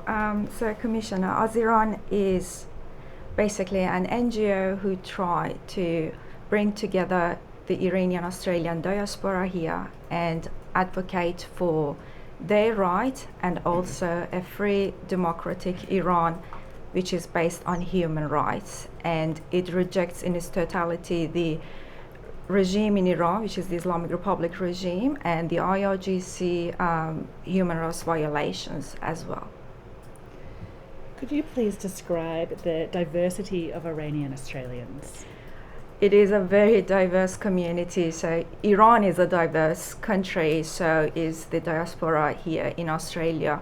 It includes Baha'i people, Jewish people, Zoroastrians, Muslims, Christians, and there are many different ethnic groups as well. We have Kurdish people, Baluch people, Lo people, the Azeri people. It's very diverse, different languages being spoken in Iran, so among diaspora as well. And they belong to many different, political views based on the politics they have. They hold many diverse views as well, and it's a very alive community. It's very alive and very diverse. Thank you, Dr. Dadpour. In your statement, you explain that AUSIRAN's work extends beyond public demonstrations. Could you describe some of its other activities? Yes, of course. So AUSIRAN started with demonstrations, but our work went way beyond it. We do a lot of advocacy and do engagement on a constructive basis with politicians, in order to bring in attention the Iranian diaspora and their needs and the human rights violations in Iran, including women's rights as well. And what we do is also include cultural events like movie and as well as many other things like art exhibitions. We do also engage with many other communities as well, including the Jewish community. And yeah, all these, the aim for all these different works that we do in Oz-Iran is basically to provide a platform to the Iranian Australian to engage in the civic life in Australia and to have a platform to engage in a peaceful and inclusive way as well. I will return to the engagement with the Jewish Australian community. But first, you have given evidence of what you describe as state-sponsored anti-Semitic rhetoric on the part of the Islamic Republic of Iran. Your evidence is that the state systematically promotes anti-Jewish hatred through official discourse. Is that correct? It is correct. In your statement, you explain that for Iranian Australians, it is essential to distinguish between the regime and its institutions in Iran and the Iranian people and diaspora community. Can you explain why you say this is essential? It is essential because basically millions of Iranians have left Iran and they seek refuge in other countries, including Australia, because of the human rights violation in Iran and the oppression that exists and the regime's behavior towards minorities and different groups of people in Iran. So Iranians in diaspora as well, so many of us have fled this oppression of the regime in Iran, and we reject its ideology, and one of the pillars of its ideology is basically anti-Jewish and anti-Semitism. Turning then to the work Oz-Iran does with the Jewish community, could you describe the impact of 7 October 2023 on the relationship between Jewish and Iranian groups in Australia?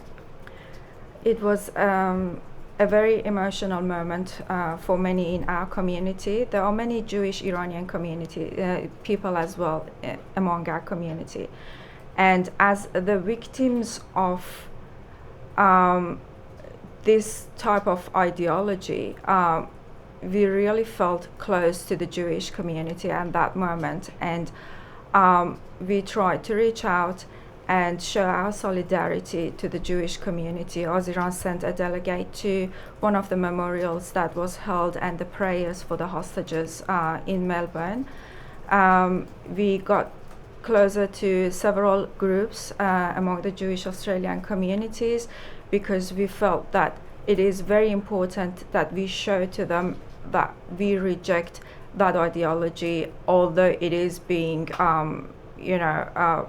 used by the regime that is ruling over our country, over Iran. We do not accept it, and in totality we reject it. We are different. Could you explain Oz-Iran's position on anti-Semitism?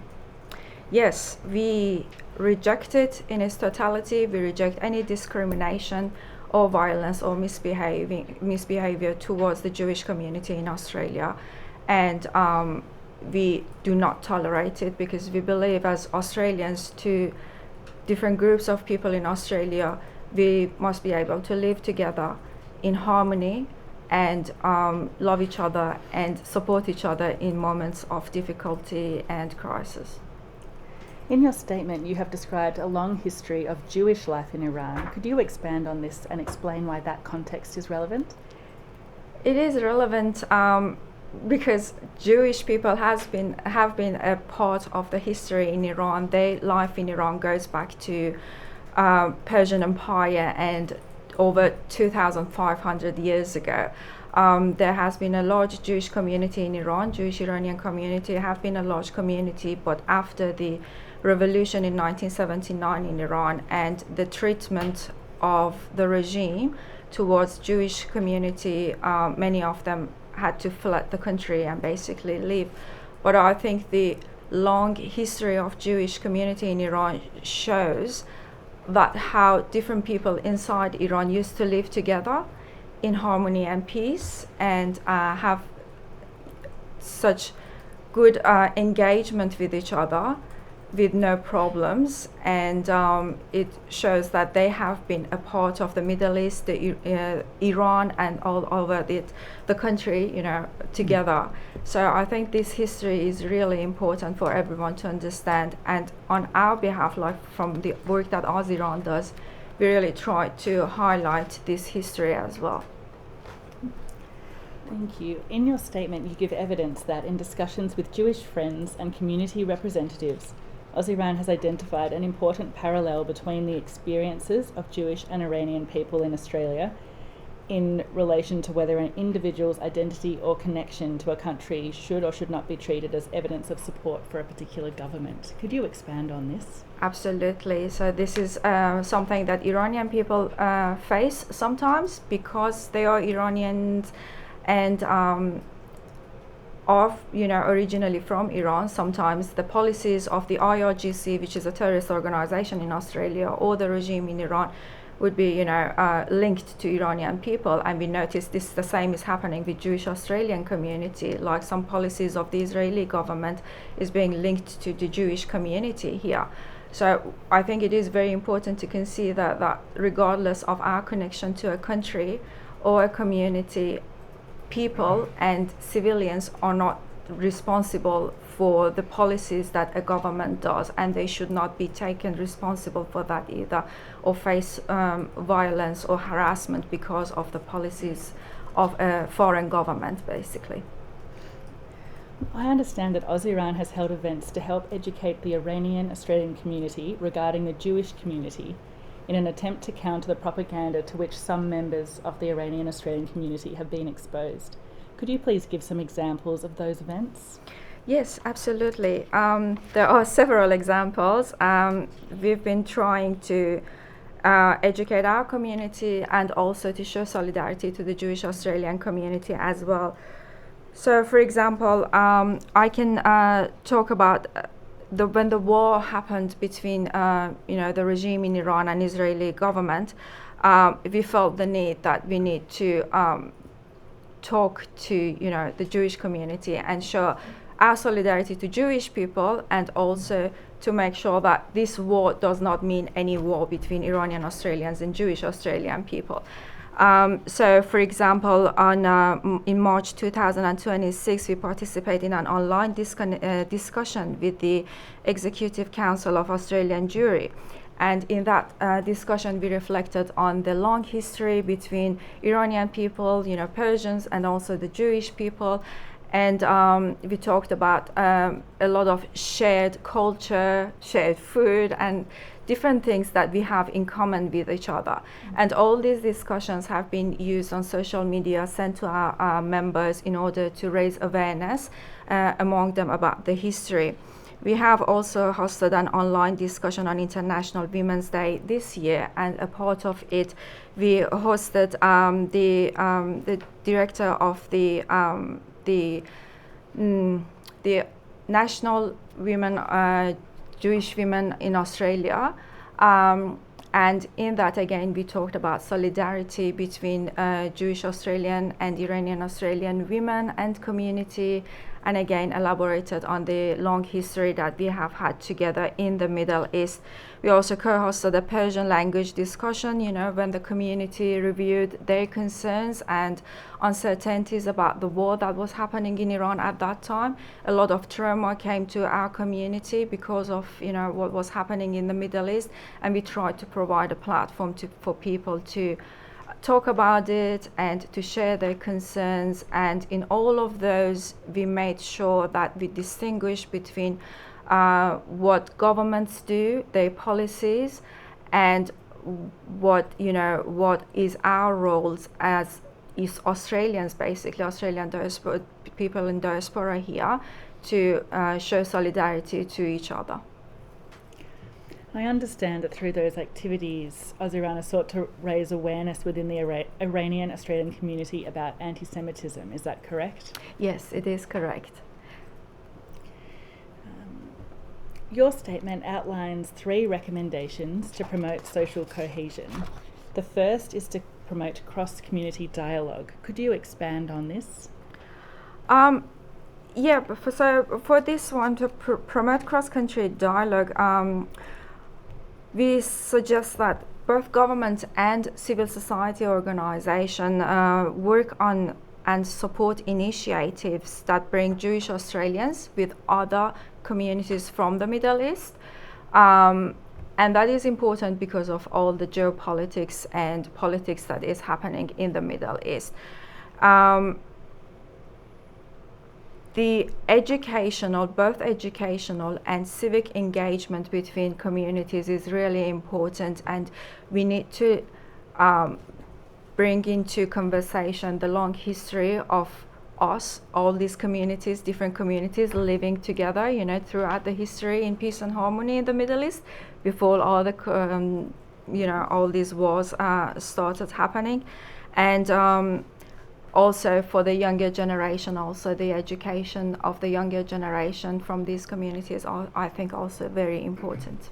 Yes, and that investment in education and historical awareness forms the basis of your second recommendation, is yes, that correct? It is. And it is specifically, I think, focused on all of us here, not only the younger generation, is all of us to learn more about the Holocaust, what happened to the Jewish community, and also, again, our shared cultures and food and different aspects of life that we had together in the Middle East.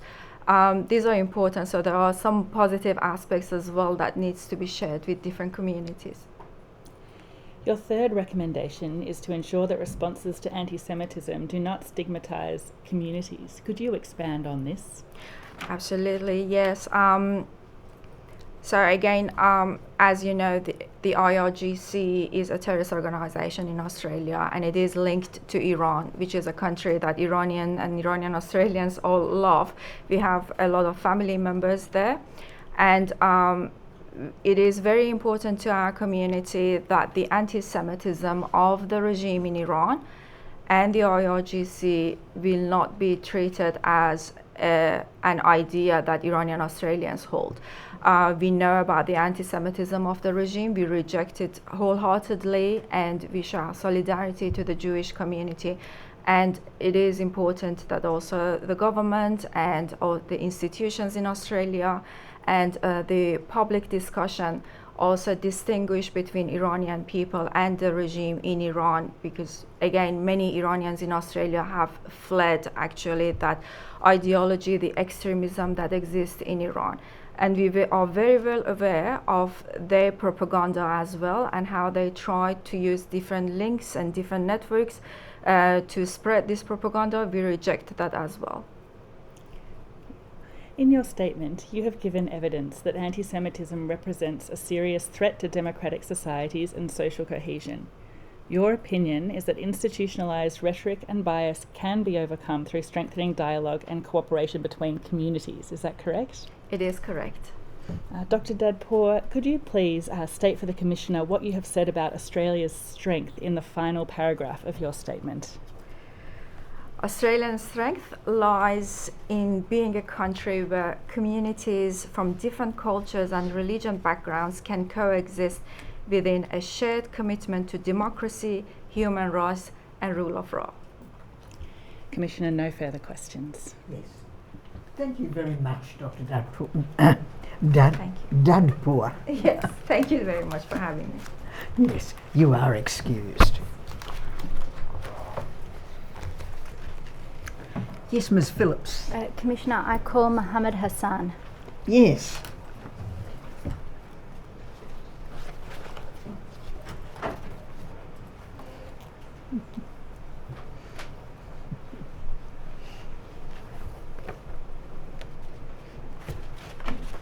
Mr. Hassan, will you take an oath or make an affirmation? I'll take oath. An oath. Yes, dear.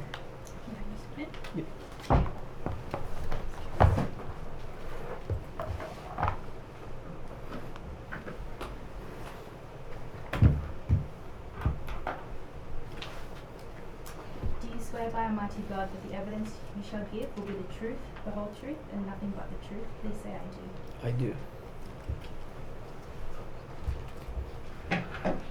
Can you please state your full name? Mohamed Hassan. You've prepared a witness statement dated the 16th of August 2026? 14th of August 2026. Yeah. Is that statement true and correct to the best of your knowledge and belief? Yes. Commissioner, I tender the statement. It has doc ID stat.899.0001.0645. Yes, the statement will be admitted.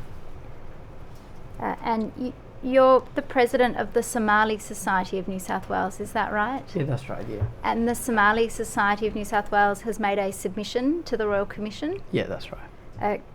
Commissioner, I tender that submission as well. It has doc ID sub.500.0001.6344. Yes, the submission will be received as a separate exhibit. You are 23 years old, is that right? Yes. And you're a member of the Somali Australian community? Yep. You were born in Somalia? Yes. And your religion is Muslim, is that right? That's right, yeah. You left Somalia at the age of 11 and you emigrated to Australia via Kenya? That's true. And you completed your high schooling in Australia? Yes, in Sydney. And currently you're a university student? Yes, with a degree. I already got a degree of business and I'm doing my second degree now. What's your second degree in? Law. And you're also working around your studies as well, is that right? Yeah. And you've been in the position as the president of the Somali Society of New South Wales since March of 2026. Yes, that's right. And is it right that there are a number of different organisations in New South Wales that represent the Somali community in one way or another? That's right. And the Somali Society of New South Wales is amongst those different organisations? That's right, yeah. Can you tell me about the role and the function of the Somali Society? So Somali Society of New South Wales is one of the organizations that represent the Somali community, and we focus on advocacy, which is our main things, but we make sure that we engage with the community by doing events. So we do educations, and also we support those who are new to the country. Those are our four main. And is it right that one of the key events that's held by the Somali Society of New South Wales is an annual Somali Week celebration? Yes, so last month on the 12th of July we did Somali Week, which we had about 500 people coming across New South Wales with also different cultures, but they mainly were Somali. And that event, as I understand, it's a partnership that's hosted by a number of organisations or bodies, and they include the Somali Society of New South Wales, the Somali Australian Community Association, Cumberland Football Club, and also the Somali Australian Welfare Association. Is that right? Yeah, that's right, yeah. And are you able to describe the sorts of involvement that you've had in planning for events like Somali Week over the years? Yeah, so Somali Society initiated this Somali Week, and we thought maybe the best interest of the community is work together as all organizations rather than a specific one is doing, as we have a different. And in the future also we are trying to work, not only work with the Somali community, but try to find other communities that we might have some similarities. And the reason of Somali Week that we do is to bring the community together, because we understand that some of the times it might be very difficult to bring together people. And this year our main focus was to focus on the census. So when we had that large number of the community, when they come together, we can do the census. And I understand that you have an event coming up shortly that's focused on bringing youth together. Are you able to tell me about that? Yes, so as a young person, one of the things that I been focusing for the last couple of years was to advocate for young people. And since COVID, we had a lot of issue as a young people to go and engage with one another. So we thought this time we might come together and do a movie night. So this coming Saturday, we have Somali Stories and Arts Night, where we are bringing 150 young people, which those 150, 30% of them are other cultures, so we can work and engage together. So that is the event that we are planning this coming Saturday. And you've described in your witness statement becoming involved in community in community engagement and advocacy, and developing relationships with leaders from a range of multicultural communities. Can you tell me how you've gone about trying to develop those relationships with members of other communities? So most of my weekends I spend going event to event, so I can build that relationship with other cultures, as we are a country based on multicultural communities, and it is very challenging sometimes to go out and engage with them, as all we are volunteers, but also trying to navigate those different cultures, and sometimes it might get very difficult. And if you don't mind, I would love to share a story that happened to me while I was engaging with that.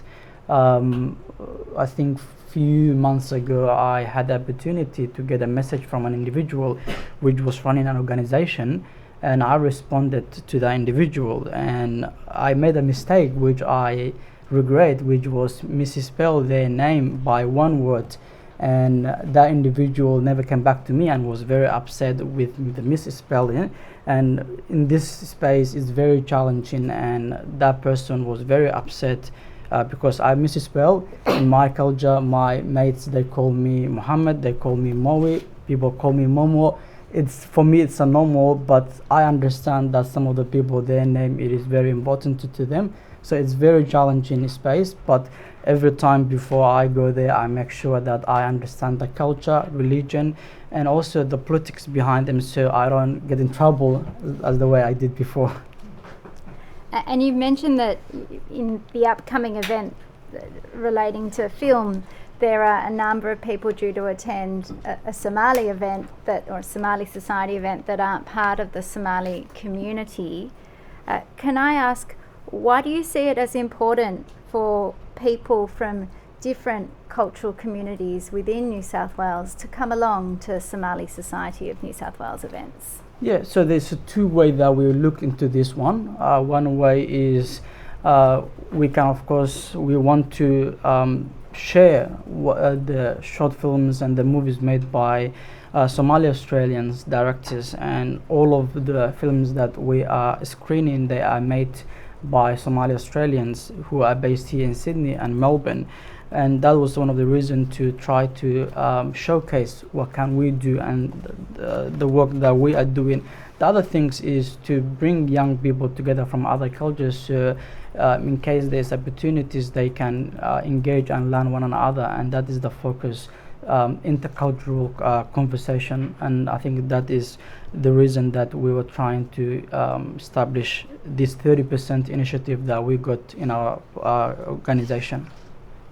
And can I take you to paragraph 15 of your witness statement? You said there, these interactions demonstrate the positive role that multicultural events play in promoting social cohesion, to promote mutual understanding and respect amongst Australia's diverse communities, and help reduce misconceptions.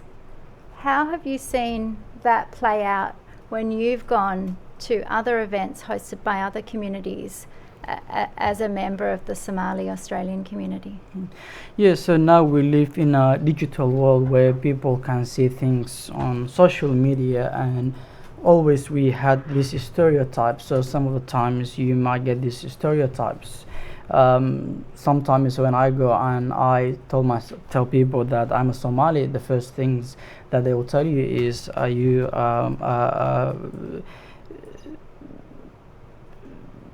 some of the things that they say to you, sometimes even I won't be able to say it, but when it comes even religiously, they focus you on the religion, like they will ask you if this is your religion. Some of the things that they will tell you is, are you a pirate? Because that is some of the things that people have mentioned in the news latest. So anything that goes to the news, that is what they will ask you, or if you are one of them. And the stereotypes, it is one of the things that we face, and when I'm engaging with other communities. And in the submission that was made to the Royal Commission by the Somali Society of New South Wales, there's a description of the systemic racism experienced by the Somali community, but also by African Australians more broadly. And the submission has expressed a concern in particular about the way that the media can focus on negative stories and coverage around particular communities rather than positive stories. Can I ask you to comment on that? Yeah, it is a big issue, and I think one of the things that we need to think as Australians is how the media are approaching, because they have a responsibility when it comes the way of life in this country. And when the news comes and you see an African person who is doing well in life, it's not actually, you won't see on the major news, but when you see someone who have done a mistake, all the communities will be questioned and they will take the responsibility of the individual action, and the media plays a big role when it comes to this one. Few weeks ago there was an incident happened in Footscray, Melbourne, where an individual made a mistake, and the media, when they went there, all the cameras were looking any black person, and when you check on that report you'll see it's Footscray, a place where only the African community lives, and is it this bad? So the media, the way they report, and we have made a recommendation, they need to question before they publish the story what effect is that it can have to this country and the social cohesion. And can I ask you to turn to page 9 of the Society's submission? Yep. Address there the concern that's been raised as to the way that African communities can be represented in the media. And then in the 4th paragraph on that page of the submission, it says that the goal should be to move from a problem community narrative to a whole community narrative. Can you explain that shift that you've described there? Yeah, so when I'm saying that it moves from a community narrative, so as I mentioned earlier, that individual makes a mistake and now it moves the whole community are the people who are making the mistake, and they have to take that responsibility. And that's what I have seen, not only as the African community, but I have seen and speaking with the other community leaders, they are facing those challenges that when someone makes a mistake, all the community needs to take the responsibility. And the sort of intercultural dialogue that you mentioned earlier in terms of different community members coming together for one another's events, do you think that that kind of attendance can help to reshape the sorts of narratives that you've found to be concerning? Yeah, definitely. And I think in our submission on page 10, we talk about lack of government engagement, and specifically on the minority community, where I mentioned that politicians sometimes they might not focus if communities are not making more than 1,000 people and they are focusing the big numbers so they can focus on election time, and those communities what they are facing is they are all volunteers and they are not getting the right support so they can engage one another, and sometimes it might get very difficult to actually hold an events, and they spend a lot of time trying to work within their community to raise funds so they can make sure that they can bring their community together, and it becoming a challenge, and I think that is the lack of government engagement, which I'll be talking in a second, that one, but I think that will be it's a big problem that minority communities are having in this country that I have seen through engaging with the wider community. I might come back to that point in a moment. Can I take you to page 5 of the Society's submission, where there's an outline of the Society's understanding of social cohesion. Can you explain how the Somali Society of New South Wales understands that idea? Yep, so I think we need to, before you give a medicine to someone, you have to give them the prescription, and I think one of the things that we need to look into is what is the social cohesion. We need to define that term. Sometimes communities, they might feel that the word social cohesion is direct to them, And when social cohesion is presented primarily as a way of a particular communities to integrate, adopt or change, they feel that they might be discriminated or they might be identified as the problem. I remember in 2007, a minister of multicultural said to the African communities that they are not integrating well, and now at that time what we have seen is all the communities, they were looking into the African community because their own ministers say that they are not integrating well. And sometimes communities might feel that when the social cohesion is mentioned, that they are the target, not something that we need to work together as Australian. And the submission has said this: our understanding of social cohesion is the degree to which people in a society feel connected, share a sense of belonging, trust one another, and are willing to cooperate for the common good. That's the idea or the understanding of social cohesion that you would support, is that right? Yes, that's right, yeah. And can I ask you to turn to page 6? You've said there that there's a requirement to consider both the hardware and the software of social cohesion. Yeah. Can you explain how you understand hardware and software in that sense? Yeah, so when you go when you go to the shop and buy a laptop, you get the hardware, that item, but you also need the software within there. And you might be able to use the laptop if you have the previous version of the software that you have, but you always need to update. And we are now in a time that we have a fragile world where things can happen in any time, and when those things happens, policy needs to make some changes. But those policies, when they are making governments and institutions, they cannot just jump on and make their own policy. They need to engage with the community and see what they think. And I think that is what we have seen now on the Joel and Ahmed, the way they were talking about.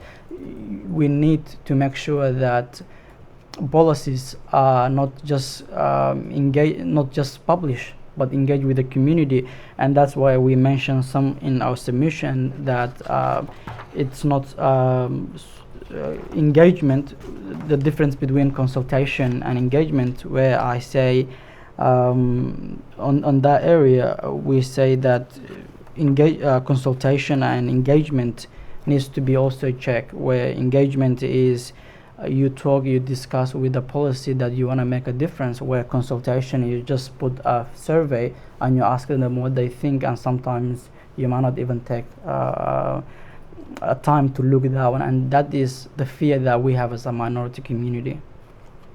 And you've described that the approach, perhaps picking up on the hardware being institutions and infrastructure and programs, and the software being things like trust, belonging and cultural understanding. So taking those points that have been raised in the submission, you go on to say that the approach should therefore move from social cohesion for communities to social cohesion with communities. Can you explain that difference that you've drawn there on page 6 of the submission? Yes. So social cohesion for communities, and that's what I was mentioning a little bit earlier. It's that sometimes communities they feel that the social cohesion is talking about them, specific communities, and that's why I take example of the minister by saying that one. But when it's a social cohesion with communities, is to as all community to come together, which is one of our second recommendation of this submission. We say that the government needs to make a place where communities can engage and work together, and they can build what they think it is the best for their communities, but also the wider community. Can I ask you about this? You've talked about the difference between a transaction model and a relational model of social cohesion. What's the difference between those two models, and which would you support? Do you have that one? If was that a specific page in the submission or? Page 7.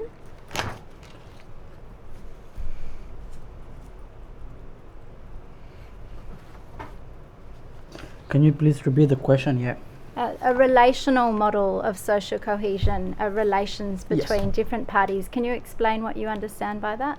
So when we're talking about the relations, is some of the communities like the Africans, they have seen as a country or individuals. When you ask people what do you know about Africans, what they will tell you is Africans as a black person. But when you check the African continent, it is a big continent which has different parts and different ethnicity. And for us building that relationship, when we're talking about the transsectional and relationship, what we mean it's the way that we engage one another sometimes need to describe. And as someone who is coming from a diverse community, as a young person, what we face is sometimes you have to give away what you have. Sometimes you need to condemn some of the things that your own community are doing, and that is a transaction that we are talking in our submission. And on page 12 of the submission, it says that the Somali Society of New South Wales is concerned that population size or electoral visibility can sometimes influence the level of government attention received by communities. What do you think the solution is to that kind of concern as you proposed in the recommendations? Yeah, it is a big issue. I remember 2 years ago going to a council asking for support of the Somali Week, which we did this year, which was very successful. When we went to the council asking for support, one of the councillors mentioned that this community, they have that small number, why are we supporting?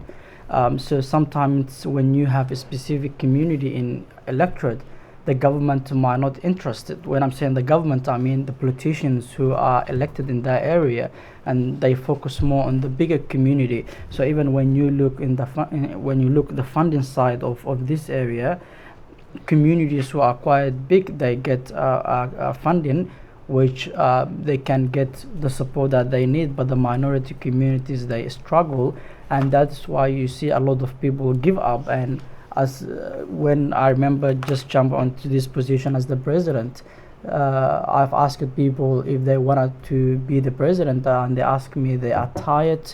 And for me, as someone who is running his own business and also a uni student, I have more time, and the elders, they give up because they are not getting the right support that they need from the government. You've spent quite a bit of your time trying to do work with Somali Australian youth, is that right? Yes, and the African youth. And African youth. Are you able to comment on how engagement with youth can be approached in a way that builds social cohesion and a sense of inclusion for young members of the community? So youth is quite different and I think in our submission that was the biggest topic that we have discussed also as a young person.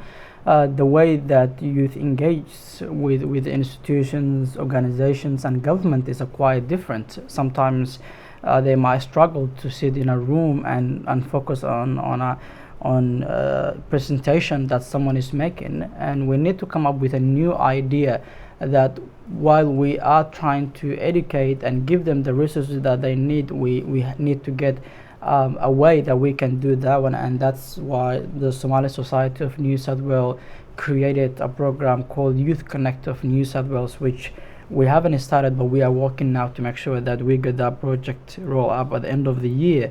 And what we are looking in that way is, rather than asking them to come to an event, go to what they do. So for example, if they love soccer, create a soccer team and make sure that during their training sessions or during the games that we engage and give them the information that they needed, if that is the employment, if that is the issues that we are facing as a country. And the Somali Society of New South Wales submission on page 16 under the topic of youth and social cohesion says young people should be engaged before problems become crises. Can you explain that? Yes. So young people, what they see a lot of time is if someone makes a mistake or someone got arrested because of a mistake that they have made, if that is something related to drugs or crimes that happens, we go and educate the young people and tell them don't be like that individuals, and that is when we start telling them what to do when already they might be engaging with their mates. So our approach is, rather than just when the crisis happens, to focus the young people, we need to focus most of the time and create opportunities, and we need to start from a young age. So that is some of the things that we have proposed, was to create a homework clubs with the schools, but run by the communities. So the communities, they can go there and they can run clubs, homework clubs, and while they are doing that one, they can put some information there that's related to the topic that is quite concerning at that time. And in the introduction to the submission, it says this: our submission comes from a practical community perspective. We are not asking government to treat Somali Australians as separate from Australian society. We are asking government to strengthen the mechanisms through which Somali Australians can participate fully in Australian society. The Somali Society of New South Wales has put forward certain recommendations for how it thinks that object can be achieved, and they're at the end of the submission, starting on page 19. Can I ask you in particular about recommendations 1 and 2 that are proposed? So yes, so through in my engagement with the community and my practical experience going to those events and engaging with the wider community, and I've mentioned earlier of today, the issues that we are having, it is to actually know what is the prescription rather than getting the medicine, which is we need to define what is the social cohesion that we are talking, and the multicultural that we are looking. There is a comments made by politicians, which sometimes it might get very difficult, but when it comes to the multicultural, the government needs to take an approach, and that is why we have made our first recommendation that the federal government needs to establish the office of a special envoy for multiculturalism and social cohesion, and focus on this issue, because it's becoming a big problem when it comes multiculturalism and social cohesion, and they can engage with the wider community as independent, and they can get the finding that we think as a community, especially the minority communities that we have in this country. And recommendation number 2 in the submission talks about establishing state-based community leadership and social cohesion partnerships. What do you see as the potential function for those partnerships? So what we're having is now, and I've mentioned earlier, if I knew making or misspelling an individual name, I wouldn't be doing that one, and that was a lack of education, I will say that one, and I'll take that mistake. But if we have an opportunity to learn or engage with the community before those mistakes happens, it will help the community to work together. I don't know what that individual is thinking now, but me, I always, every time that I am talking about engagement, I remember that individuals, because I didn't want to lose that individual. So I think the states-based, they need to create engagement team. Now in New South Wales we have a 15 multicultural advisory, but it needs to be a little bit bigger, and the community needs to have some input in there. And can I take you please to page 20 of the submission? Yep. And the 2 recommendations at the bottom of that page, 9 and 10. 9 states require relevant government programs to demonstrate how they engage communities of different population sizes, and number 10 says adopt an equity of engagement test. Can I ask you to explain what you have in mind by those 2 recommendations? So what we are saying is we understand that equality is really important, but also we need to focus on equity. When you have yourself and 2 children watching a game on a high level of TV, some of them, they might not be able to see it. So if you say both of you, you're gonna sit in the same chair, it might not, it might be equal, but it's not equity, and they won't be able to see that game. But if you can empower the young one, so they can see things in a same way. What we think it's minority communities who are not making more than 50,000 in Australia. What the government, we believe, it's they need to engage and give them the opportunity so they can engage with the wider community and the issue that we are facing, such as the social cohesion. And also we need to focus on civic participation. Many countries that we came from, democracy is not a big thing. For example, the country that I came from, my parents, they were telling me that on election day you need to go to there's a toolbox, which one you will say you want this president, and you say the other one you don't want this president. The one you say no, there's a soldier behind there, and you cannot say that one.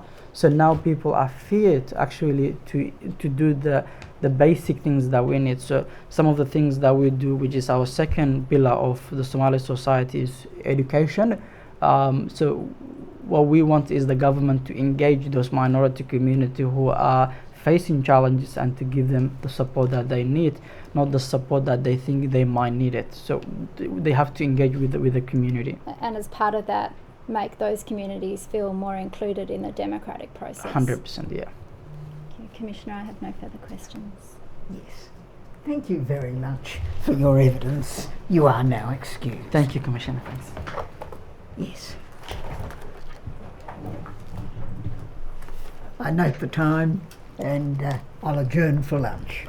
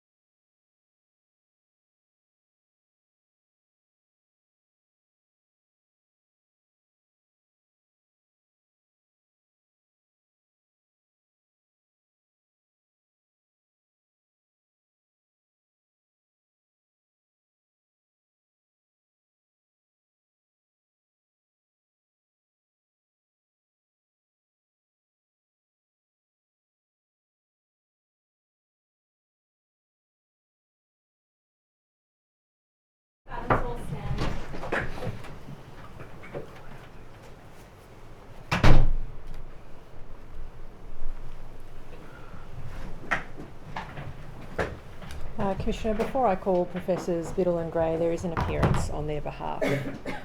Oh, yes. Good afternoon. I'm Katie O'Byrne and I appear on behalf of the Australian National University. Yes, thank you, Ms O'Brien. And I now call the professors.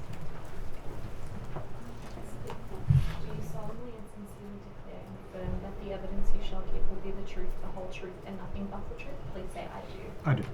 Professor Gray, do you solemnly and sincerely declare and affirm that the evidence you shall give will be the truth, the whole truth, and nothing but the truth? Please say I do. I do. Professor Biddle, could you please state your name? Sure, it's Professor Nicholas Biddle. And you have prepared a statement for the Commission dated 14 August 2026? Correct. And you have a copy of that there with you? I do. And is that still true and correct to the best of your knowledge and belief? It is. Commissioner, I tender that statement, which is stat.899.0028.0003_R. Yes. Professor Biddle's statement will be admitted. And Professor Gray, could you please state your name? Professor Matthew Gray. And you have also prepared a statement dated 14 August 2026? Yes. And you have a copy of that there with you? Yes. Is that still true and correct to the best of your knowledge and belief? Yes. I tender that statement, Commissioner, which is stat.899.0028.0002_R. Yes. Professor Gray's statement is also admitted. Professor Gray, you are currently the Director of the ANU Centre for Social Policy Research at the Australian National University. Yes. And you have held that role since July 2015? Yes. And prior to that, you held positions at the College of Arts and Social Sciences at the ANU, the Centre for Aboriginal Economic Policy Research at the ANU, and the Australian Institute of Family Studies. Yes, that's correct. And you have, amongst other qualifications, a PhD in economics from the ANU. Yes. And Professor Biddle, you are the head of the School of Politics and International Relations at the ANU. Correct. And you have held that role since April 2024. Yes. And between January 2015 and April 2024, you were Deputy Director of the ANU Centre for Social Research and Methods. Correct. And you were the head of the Methods Survey and Evaluation Programs at the Centre. That's correct, yes. And you have, amongst other qualifications, a PhD in Public Policy from the ANU. Correct. And you're also a member of the Behavioural Economics team for the Australia Academic Advisory Panel. Correct. And a member of the Australian Statistics Advisory Council. Correct. Now, I want to start by asking you about the paper that was published in March 2026 entitled Social Cohesion and Support for Democracy in Australia, Assessing Recent Polling Data and Frameworks, and for the record that's RCD.599.0001.0086, and I'll tender that report, Commissioner. Yes, the report will be received as an exhibit. Could I start by asking you, Professor Gray, that paper analysed data from what's known as ANU poll? Yes? Yes. And could you just describe what ANU poll is? I might ask my colleague Professor Certainly. Biddle to take this question. So ANU poll is a survey which has been conducted by the ANU since about 2008. There's a wave asked maybe 3 or 4 times a year, and the paper referred to is based on the December ANU poll, which was conducted around the middle of December of last year. The surveys have about 3,500 respondents. Respondents are collected through what's called a online panel. So the respondents complete the survey online, and each survey takes about 20 minutes. And for some of our surveys, we link and follow individuals through time, and for other surveys, respondents are only asked to do one survey. I see. And the panel you referred to is the Life in Australia panel? No, so we have collected data for ANU poll on the Life in Australia panel. The papers which we're talking about today have been collected through the Australian Consumer Panel, which is run by the Online Research Unit. I see. And how are the members of that panel identified? So it's a mix of both opt-in, so people will volunteer to be on the panel, as well as recruited, and that's in order to have kind of a depth of and a breadth of survey participants. I see. And you mentioned that the ANU polls conducted every quarter, is that right? Not every quarter. We tend to collect about 3 or 4 waves per year, a little more frequently during the COVID-19 period. But on average, I'd say every 3 to 4 times a year. And what we try and do is have similar survey questions asked at similar points in time in each year. So if we're asking a question in January, we'll try and ask the same question in other Januaries to keep it as consistent as possible. I see. And I think you said about 3,000 people are surveyed on each About occasion. 3,500. 3,500. And how do you ensure that 3,500 is representative of the broader population? Yeah, so we do that in 2 ways. So one is we collect a range of demographic information, so age, sex, location, employment, education, and then what we do is we benchmark those responses against known population estimates. So we know from the census, we know from the labour force survey what employment is, what education is. So what we do is we check our panel members or our respondents against population benchmarks, and also we weight our estimates. So the estimates look as close as possible to the Australian adult population. I see. And for how long have surveys of that kind been conducted? Yeah, so there's the methods have changed a little bit through time. So when the survey was first collected in 2008, it was a telephone survey. So an interviewer would randomly call a set of numbers. Through time, as it's been harder to collect people via telephone, it switched to a mix of telephone and online. But I think the last 2 or 3 years it's been online only. So a little bit of a change in methodology to get as accurate a estimate as possible for each point in time. I see, and I might ask you shortly about what, if any, impact that change might have had on the results. So the report I mentioned was published in March 2026, but drew on data from the December 2025 ANU poll. Is that right? Correct. Yes. And the aim of this paper was to examine the relationship between the support for democracy and social cohesion in Australia. Is that a fair summary? That was one of the aims, yes. I see. The report notes at page 2 different definitions of social cohesion. So if you have the bundle there in front of you, it's tab 8 of your bundle. And you start by noting the way in which it's been defined under the Royal Commission's terms of reference, which is the national consensus in support of democracy, freedom and the rule of law. But you've noted some other definitions, or the report notes at this part that there are other definitions that are broader, including the one advanced by the Organisation for Economic Cooperation and Development. Could you explain in what sense it's broader? I might ask my colleague, Certainly. Professor Gray, to take that question. So the OECD report we draw upon synthesises a range of different studies, academic studies and government approaches, and identifies 3 interrelated dimensions: social inclusion, social capital and social mobility. Social inclusion includes things such as people's ability to be included in the labour market, and it considers things such as social exclusion, poverty, inequality and social polarisation. Social capital combines measures of trust, both interpersonal and societal, with various forms of civic engagement, and social mobility is a measure the degree to which people can or believe they can change their position in society, and so it's a broader definition than in the Commission's terms of reference. And the report notes at page 3 that despite there being different definitions of social cohesion used in different contexts, they include they all include shared democratic norms as one component. Is that correct? Yes, I hesitate to say definitively that they all include but it's very common that they include shared democratic values.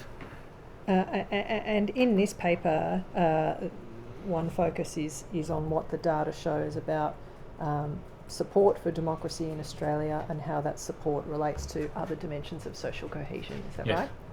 right? And we'll come to some of the findings. Professor Gray, could I start by asking you to distinguish between what you mean by support for democracy as opposed to satisfaction with democracy?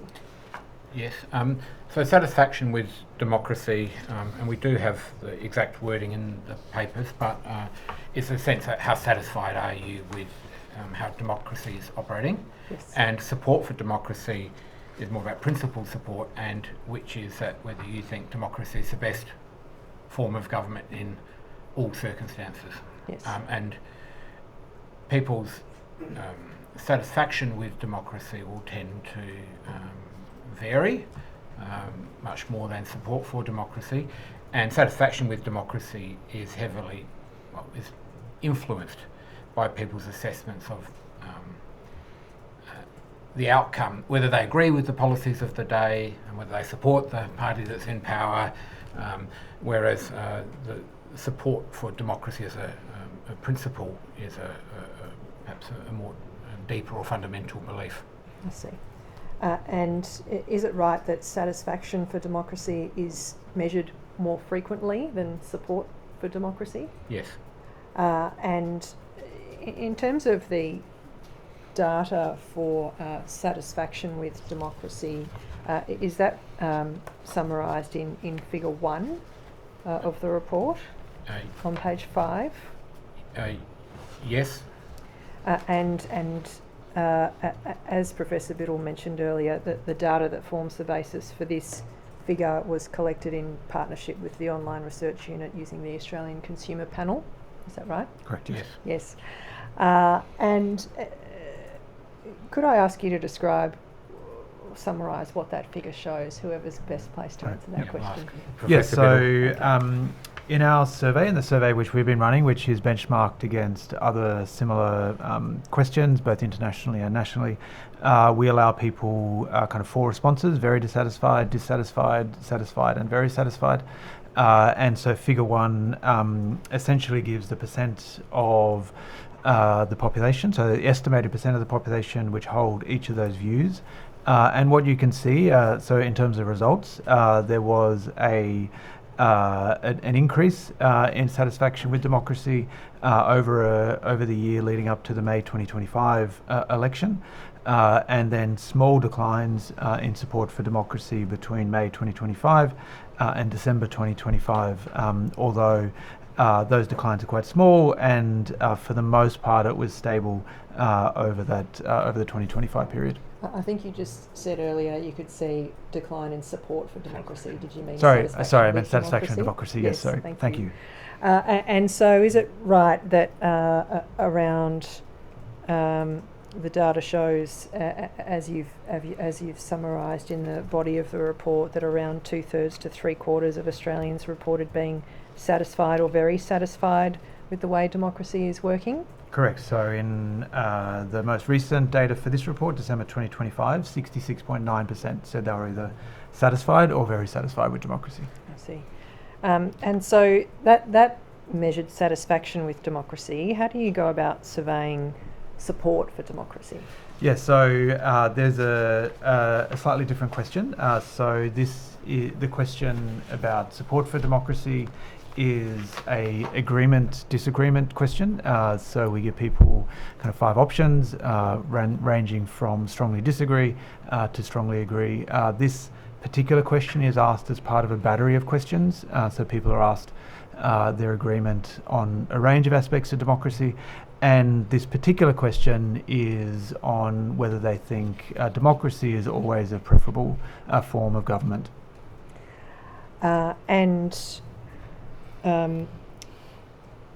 In May 2025, that question was asked, and what was the outcome? Yes, so there was the percent of Australians who, let me just find the exact percent by age. for. Is this at the bottom of page 5, the 66.9% figure? Okay, sorry, let me go back to page 5. Yes. Yes. Yes. So no, the figure. Yes, correct. So 66.9% of Australians either agreed or strongly agreed. Sorry, yes, is democracy. Democracy is always preferable form of government. Yes. I see. And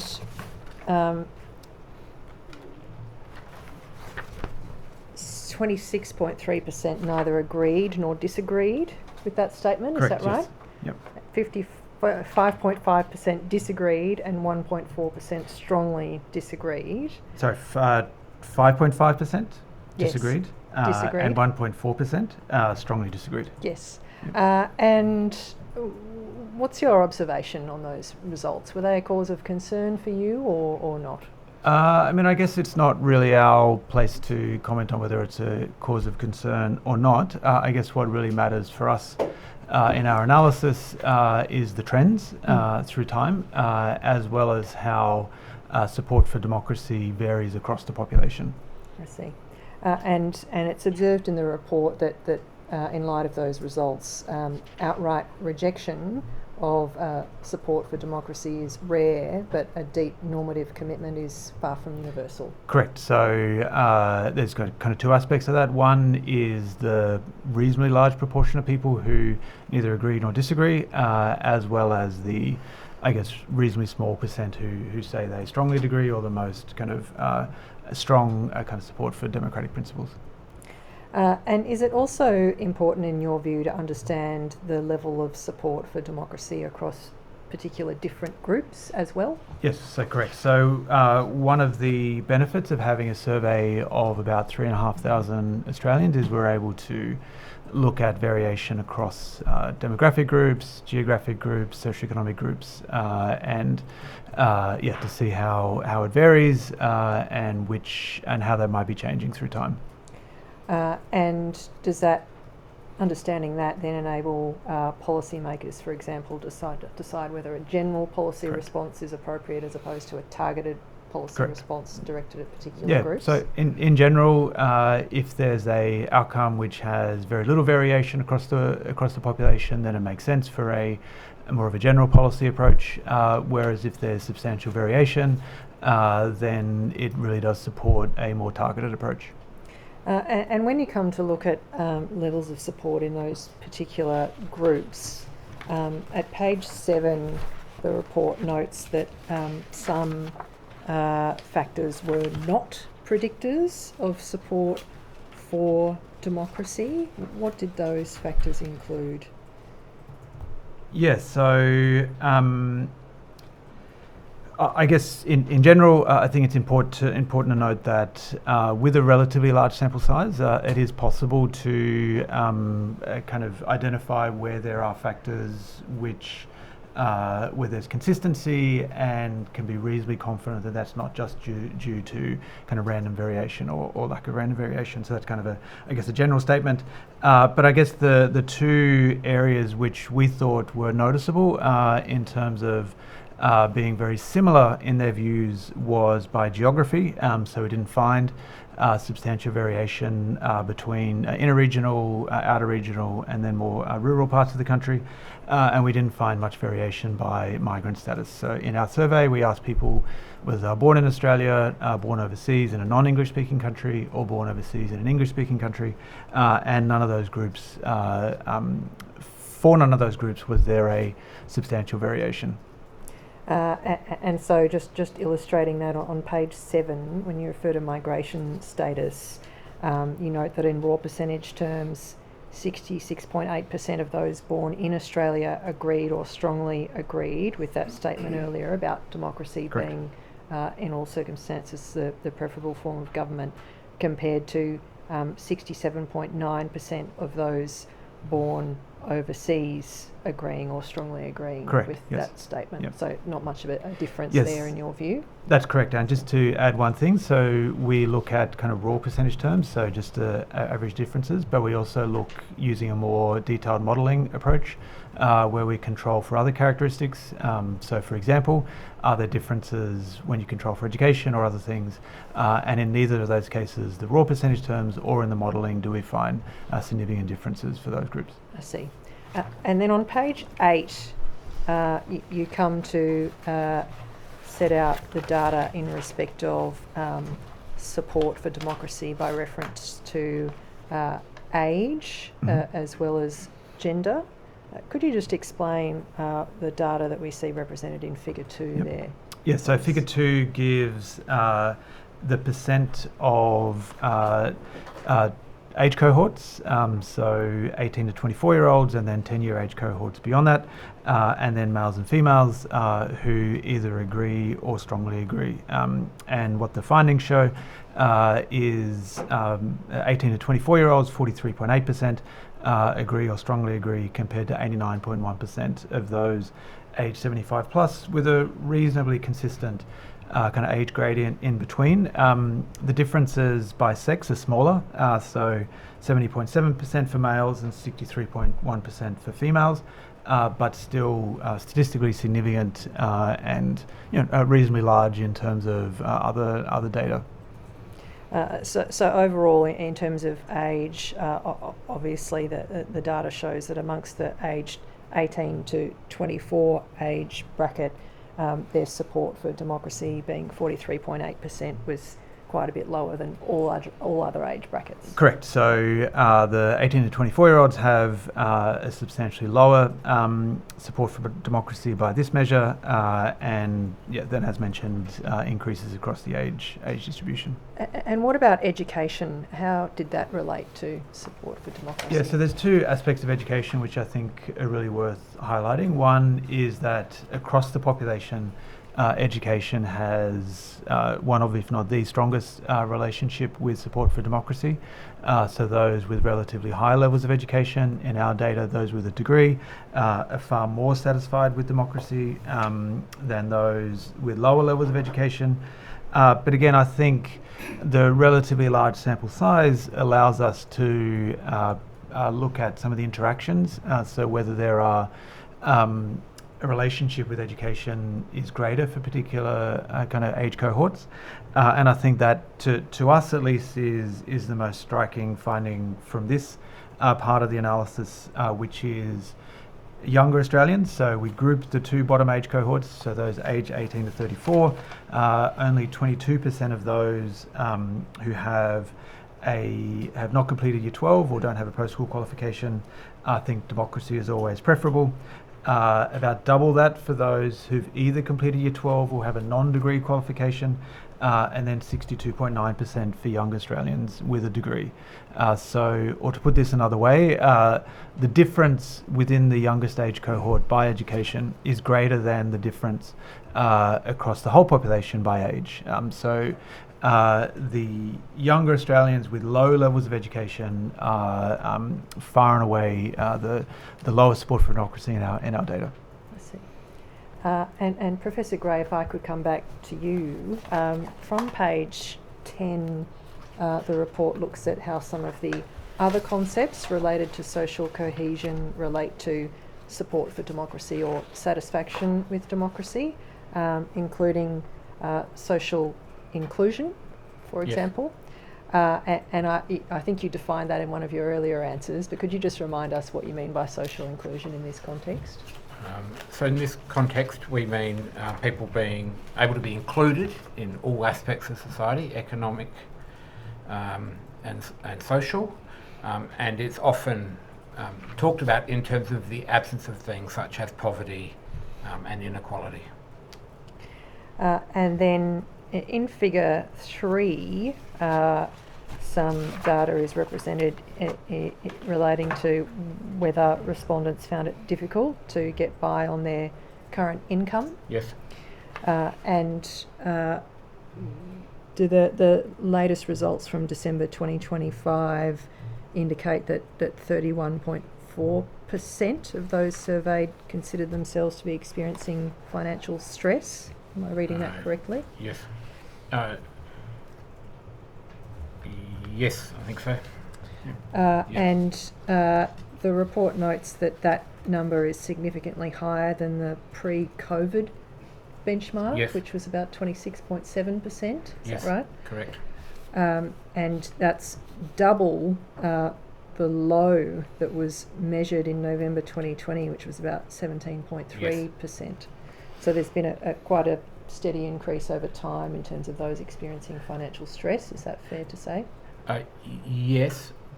The November 2020 low was during COVID, when there was very significant increases in government payments, particularly including social security. There was the JobKeeper scheme, and so that did lead to a very significant, a substantial decline in the proportion of the population experiencing financial stress. I see. So I guess the point I want to make is that perhaps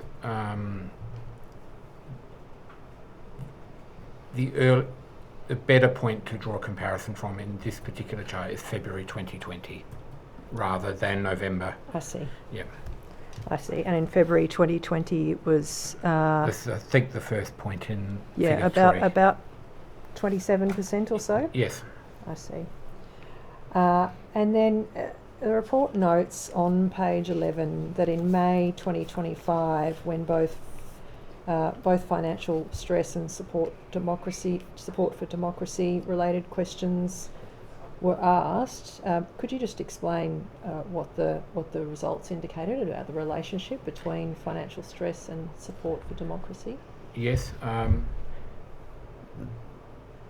So the largest difference was at the more well-off end of the distribution, with 3/4 or 75.8% of those who said they were living comfortably agreeing that democracy is always preferable, compared with 66.3% of those who said they were coping. And amongst those experiencing financial stress, the level of support were more similar, 61.8% among those finding it difficult and 65% among those finding it very difficult. So there is a relationship, but it's more that those who are comfortable stand out compared to...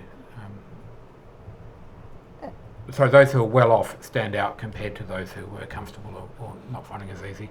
And was there an even stronger relationship between those under financial stress and low satisfaction with democracy? There's a stronger relationship between your assessment of your own financial position and how you're managing and satisfaction with democracy than there is with support for democracy. Right. So does that mean for those who are experiencing financial stress, they're more likely to have low satisfaction with democracy? Yes. Yes. Could I then ask you about social capital, which you also mentioned in answer to an earlier question? Social capital refers to that element of trust, is that right? Yes, so social capital combines measures of trust and various forms of civic engagement in general, but trust is a key element of it. And what do you mean by civic engagement? That's measured in various... So within the literature, and the OECD talks about, that's measured in a variety of ways, but can include participation in organisations. It can involve being involved in various advocacy campaigns or protest movements,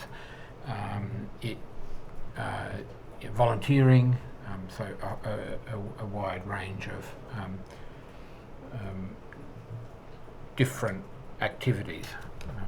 And so coming back to the element of trust, and just to be a bit clearer about the sort of trust the ANU poll was measuring in December 2025, there were 3 questions that were relevant to that, and those are the ones set out on page 13 Yes. Is that right? Correct. So being first, generally speaking, would you say that most people can be trusted, or that you can't be too careful in dealing with people? The second question was, do you think that most people would try to take advantage of you if they got the chance, or would they try to be fair? And the third question was, would you say that most of the time people try to be helpful, or that they're mostly looking out for themselves? Those Yes. are the three relevant questions. And then figure 4, does that set out the data obtained as a result of asking those questions from February 2020 to December 2025? Figure 4 combines the three measures, those three questions, into a single composite measure. Yes, I correct. see. And Professor Biddle, could you explain what the data shows in that figure? Yes, so as Professor Gray mentioned, that's the average of the 0 to 10 scale for those three questions. What we find is that a significant and quite substantial increase in trust during the COVID period. So rising from about 5.5 to a little under 6.2. And then declines as the COVID period ended, and then a relatively stable measure of kind of generalized trust between October 2024 and December 2025. So the average value across the population of these three measures in December 2025 was 5.47, and the average value in early 2020, when we first asked in the ANU poll, was 5.53. And so it seems that during the COVID period, people had significantly more trust for other members of the Correct. community. Yes. In a sense, they sort of banded together around that period of time. Yeah, so there's a significant amount of research on kind of trust during the COVID period, and I wouldn't say that the Australian situation was the same in every country, but for countries where there was a relatively effective kind of policy response, and where people were able to kind of show pro-social behaviour and to support others, then trust in both government and trust in the community increased during the COVID period. And then could I ask whoever would prefer to answer how levels of trust then correlate with support for democracy? Yes, so those who have higher levels of trust tend to have a higher level of support for democracy.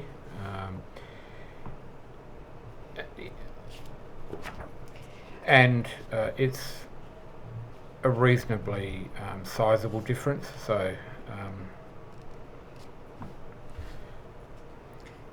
So about halfway through page 14, yes. It said that those with high levels of trust, 72.3%, yes. said that democracy is always preferable. Yes. And those with low or moderate trust combined had 60% 60%. level of support Yes. for democracy. Yes. And page 14 also deals with a different conception of trust, which is institutional yes. trust, namely trust in Parliament, the federal government, or the judiciary. That level of trust, well, those who have high levels of trust in that domain, do they tend to have higher levels of support for democracy? Yes. And there's also an observation made at page 14 about, by contrast, those who trust social media. Yes. For those in that category, what was their level of support for democracy like?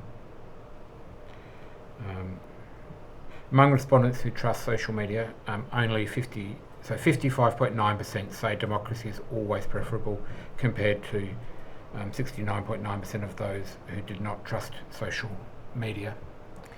And there's an observation made in the next paragraph that, like many of the relationships examined in this paper, the direction of causality between support for democracy and trust in social media is difficult to establish. Yes. Can I ask you to speak to that point, please? Yes.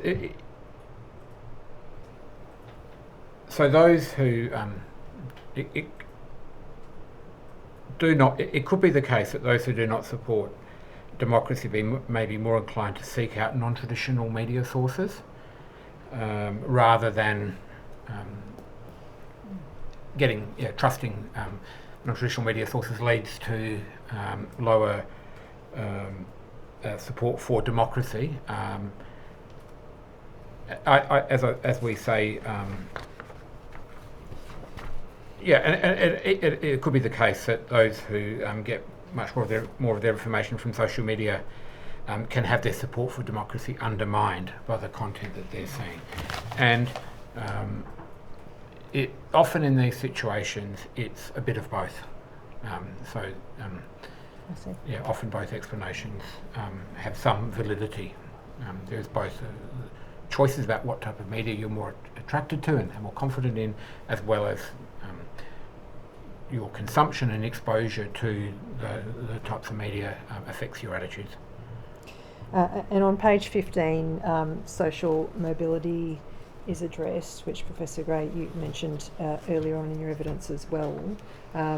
In terms of correlation with satisfaction with democracy, page 16 observes a strong relationship between perceptions of fairness of income distribution and satisfaction with democracy. Is that right? Yes, right. Now, in terms of the key findings are then set out at page 18, most of which I think we've touched on in the course of your evidence. But Professor Biddle, could I ask you to address the implications which are outlined under heading 6.2 on page 19. There it's observed that consensus in support of democracy is weaker among specific groups, which you've identified earlier. What does that suggest about appropriate policy responses in your view? Hand over to Professor Certainly, Gray. Professor Gray, you can answer that question. Thank you. I think there are 4 particular implications in our paper that we identify.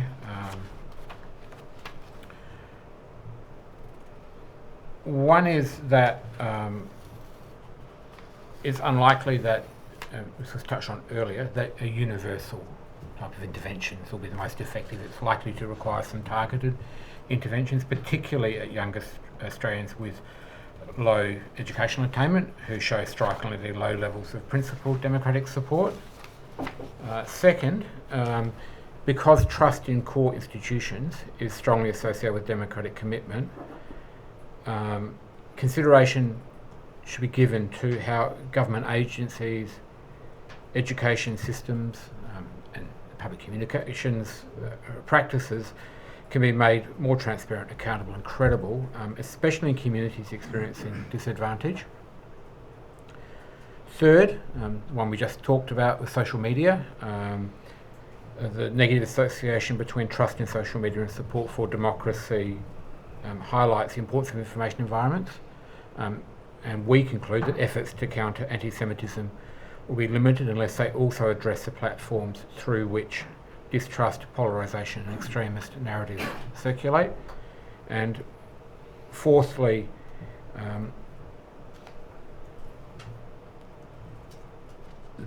needs to be there could be benefit in taking a broader approach, that law enforcement, legal, post-crisis actions, while undoubtedly critically important, are not likely to be sufficient, and that policies which recognise that the consensus, democratic consensus, is sustained through material inclusion and perceived fairness are important, and that there are a range of areas of public policy, and that these areas cross local government, state and territory and federal government responsibilities. And the report also notes that social cohesion is not produced by government alone, but should also be pursued in partnership with civil society as well. Is that right? Yes. Then could I come to ask you about the report from June 2026, which is called Steady But Not Recovering, Wellbeing, Democratic Attitudes and Interpersonal Trust in Australia, which is RCD.599.001.0103, and I'll tender that report as well, Commissioner. The previous report we discussed was based on data up to December 2025, and then by the time of this report you had the ANU poll data from March and June 2026, is that Correct. right? Yep. And the June 2026 wave involved 3,543 Australians. Correct. And the survey was run between 18 June and 6 July this year. Correct. Now, there are a number of results that you outline in this report, but could I just come to focus on what the results said about satisfaction with democracy and how that compared to the December 2025 results?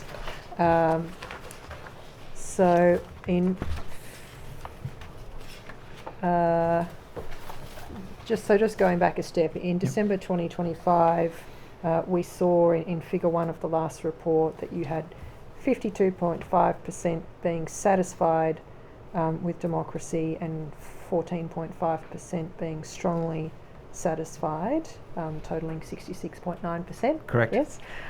So then when we come to what things look like in June this year, satisfaction with democracy fell to 65.7% in March and then 62.8% in June. Is that right? Correct. And on page 8 of the report, the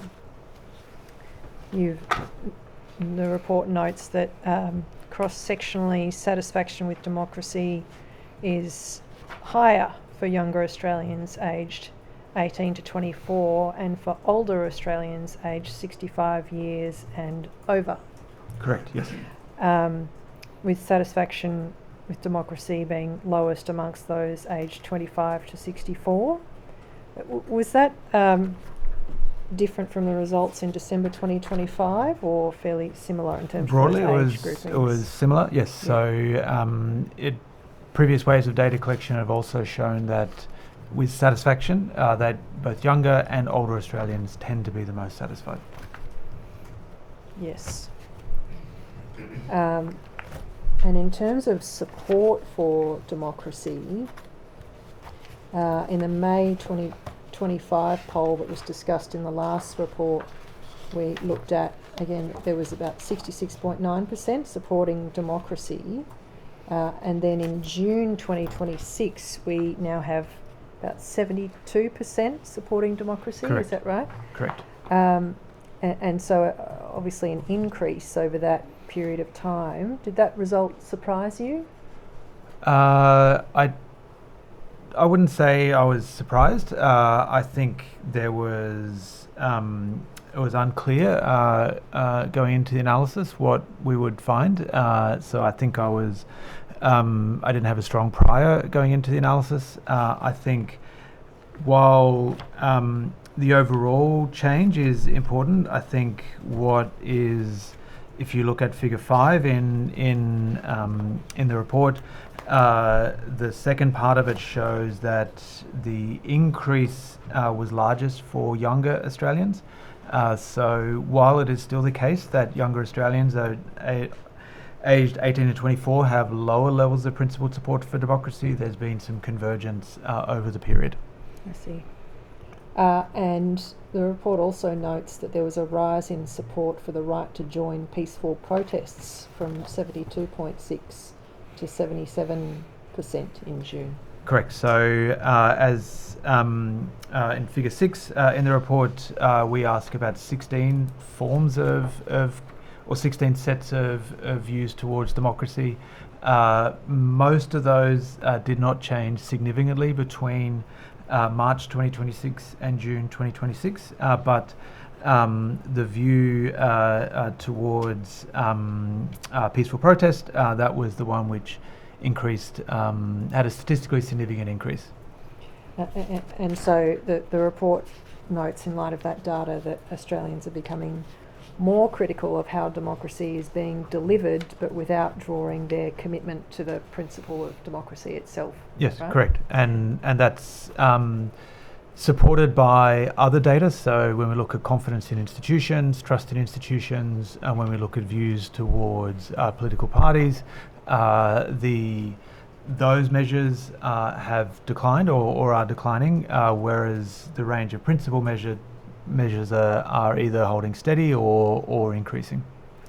And then on the topic of interpersonal trust, which is addressed on page 13, is it right that the same three questions I identified earlier were asked again for the purposes of the June 2026 poll? And what were the results and how did they compare to the previous surveys? It shows that it's continued to decline. So the figure 8 shows the decline from the peak in October 2020, and it was fairly stable from October 2024 through to December 2025, but since then looks like it's declined. So it's now fallen to 5.32 on a scale of 0 to 10, which is the lowest value that's been recorded in the 2020s to date. It's also noted on page 15 of this report, under the heading Predictors of Satisfaction with Democracy, that satisfaction with democracy is far more closely associated with how Australians view their country and each other than with their own material circumstances. Could you just describe how you came to that conclusion, possibly by reference to what you see in figure 9? So figure 9 shows the proportion of Australians who are satisfied or very satisfied with democracy, according to various other measures. So satisfaction with the direction of the country, financial stress, whether they're comfortable or coping, finding it difficult, very difficult, life satisfaction, and interpersonal trust. And the strongest gradients are not so much about their own personal circumstance, but their broader assessment with the direction of the country and so on. And is interpersonal trust relevant there as well? There seems to be a fairly significant difference between, in terms of satisfaction with democracy, when you compare those who have a low level of trust to those who have a high level. Yeah, the relationship there between low and high in terms of interpersonal trust, and then how that relates to their satisfaction with democracy, is similar to the spread for direction of the country. In terms of a gradient, I guess, that is one of the larger ones, along with life satisfaction. Thank you, Professors Biddle and Gray. I have no further questions. Yes. Any re-examination? Thank you very much, Professors Biddle and Gray. You are both excused. Thank you.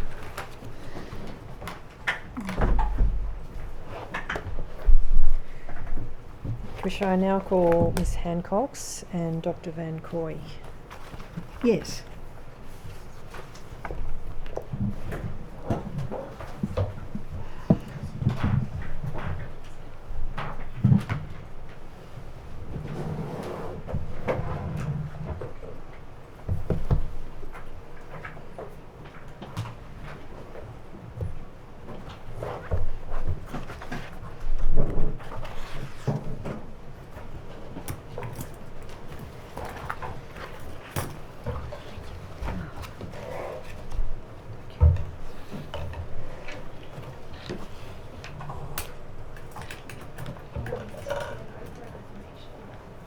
affirmation.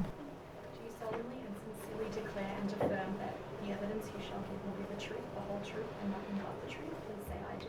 I do. Affirmation. Do you solemnly and sincerely declare and affirm that the evidence you shall give will be the truth, the whole truth, and nothing but the truth? Please say I do. I do. State your full name. Anthea Hancocks. And you are currently the CEO of the Scanlon Foundation Research Institute. I am. And you have prepared a witness statement dated 10 August 2026. Yes. And you have a copy of that statement there with you? I do. Is it still true and correct to the best of your knowledge and belief? It is. I tender that statement, stat.899.0000631_R. Yes, the statement will be admitted. And Dr. Van Kooy, could you state your full name, please? John Van Kooy. And you are Senior Manager of Social Research at the Scanlon Foundation Research Institute. I am. And you've prepared a witness statement also dated 10 August 2026. I have. And you have that statement there with you? I do. Is it still true and correct to the best of your knowledge and belief? It is. I tender that statement, stat.899.0001.0633_R. Yes, that will also be admitted. Ms. Hancocks, could I start by asking a little bit about your background? Yes. You have a background in community service, business development, education, communications and strategy through senior leadership experience in private, government and not-for-profit organisations. I do. And in terms of your academic qualifications, you have a MBA through Melbourne Business School, a Master of Arts from the University of Washington, a Bachelor of Science from Monash University. Is that right? Correct. And you're currently a Fellow of Monash University and a Fellow of the Australian Institute of Company Directors. Yes. And you're currently undertaking an industry PhD in the Monash University Department of Sociology titled Racism, Social Cohesion and a Framework for Australia. I am. And the focus of that research is on the analysis and redesign of anti-racism policies to find more effective ways to combat race-based discrimination. It is. Now, you've said that you are the CEO of the Scanlon Foundation Research Institute. You've been in that role since 2019. I have. And can you tell me about how the Institute was formed and the work it was set up to do and how it relates to the Scanlon Foundation? Sure. The Scanlon Foundation was created in around 2002 and with a particular focus on social cohesion. Primarily because there didn't seem to be a lot of research being done in that space. After a number of sort of general investigations with various academics, the Scanlon Foundation founder, Peter Scanlon, decided to set up doing some ongoing research. And so in 2007 they started that particular research, which was the original Mapping Social Cohesion survey. And then they didn't do one in 2008, but they did from 2009 until now. We've done it every single year. Because the research was sitting within the foundation, I became the CEO of the foundation in 2014. And then in 2019, we decided that it was growing and of considerable interest to the community. So we would create a separate entity, which was the Scanlon Foundation Research Institute, into which then all of the research that we do sits within that institute. And at that time I became the CEO of the institute as well as the foundation at the time. And then in 2024 I became simply the CEO of the institute because it is continuing to grow and we're doing more and more research. So. I see. And the institute is informed by an independent advisory group, is that right? It is, yes. And who you don't have to name individuals, but what sort of expertise senior do the academics advisory in group? the space of social cohesion, absolutely. I see. And there's an independent board as well. Yes, which is a separate entity, although there is some people that cross over on both. And Drew Marcus being one of those. I see. He's on the research committee and of course he was the one who started the Mapping Social Cohesion research in the beginning as well. I see. So some overlap in the board between the Research Institute and the Scanlon Foundation, is that what you mean? Yes, two individuals, yes. I see. Now, in your statement, you've described the work of the Institute around social cohesion, which is a term that can carry different meanings for different people. How is social cohesion understood by the Institute? We use the term, we talk about ourselves as being the bridge between academia and the general community. So we do a lot of presentations and a lot of helping people be introduced to social cohesion. So we use a very short definition, which is the willingness of members of society to cooperate with each other in order to survive and prosper. It's actually not our definition. It was the definition of a Canadian, Dick Stanley, who sort of tried to come up with a relatively simple way of representing social cohesion. But as you've previously heard, and as you will probably hear again from us, social cohesion has no actual definite definition that everybody agrees to, but it tends to have a whole variety of different elements related to it.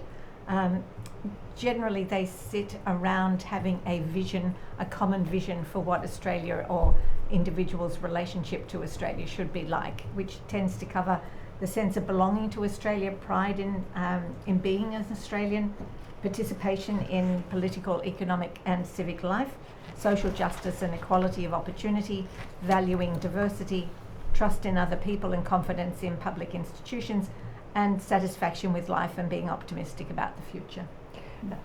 And at paragraph 8 of your statement, you've described the central research focus of the Institute. Could you tell us about that focus? Yes, in actual fact, it's a really important thing. It is about, we're primarily concerned with how a diverse democratic society maintains cohesion, trust and collective stability under conditions of sort of rapid change or general social change that tends to be getting more and more rapid at the moment. But migration, multiculturalism, democratic participation, neighbourhood life, trust in institutions and in others, social infrastructure, discrimination, belonging, economic insecurity or economic security, all of those are interconnected components of the broader social system and particularly then of social cohesion. And you've noted at paragraph 19 that the language of social cohesion can be utilised in different ways by different people looking at that problem. Could you summarise your understanding of that? Well, that's true. We did a review of dozens of academic journals, government sources and civil society publications to really try to understand because there was a lot of discussion about what social cohesion means, particularly at the moment, of course. And we really wanted to help people understand that different groups use it in different ways. So essentially, researchers and academics tend to treat it as a concept to be interrogated and to be problematized. So they sort of debate how do we measure it and then how do we interpret those measurements. Governments, though, tend to think more about how do we shape the conditions for cohesion to exist within civil society and community engagement. And then civil society tends to think of it more as a practical advocacy-focused approach. So they view government as a partner in that dialogue, but they also put a lot of emphasis on lived experience and the sorts of how that lived experience is working or not working towards creating a more socially cohesive society. And at about paragraphs 20 and 21 of your statement, you acknowledge some of the recent criticisms of the term social cohesion, including, for example, that it may be seen as placing conditions of assimilation on minority communities, for example. What's your reaction to those concerns? Well, some people are certainly interpreting it that way, and I think that's because it is used by different spokespeople from all sorts of different segments in different ways. And so the language that is used can give that particular impression. I don't think that's what is intended. I certainly don't think that's what it means, but I also don't think it's, say, what government is intending when they think about social cohesion. But some people do absolutely think of it as either it's all about law enforcement or it's all about trying to get people to be just quiet and not actually raise concerns. But all of those things are part of social cohesion. It is very much something that is part of negotiation and contestation as society progresses. So they're all elements that I think people are relatively appreciate happens within society, but doesn't necessarily mean that anybody's trying to stop that. I see.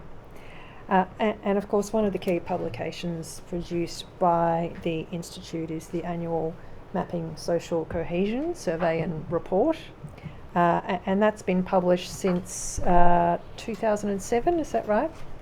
Since 2007, yes. Yes. And in a moment I'll come to ask Dr. Van Kooy a little bit about the methodology behind that. But for the moment, could you explain at a high level what that report and survey seeks to do? The survey seeks to understand social cohesion across the entire Australian population, which is, as you know, very diverse, but it is about 100 questions only related to social cohesion.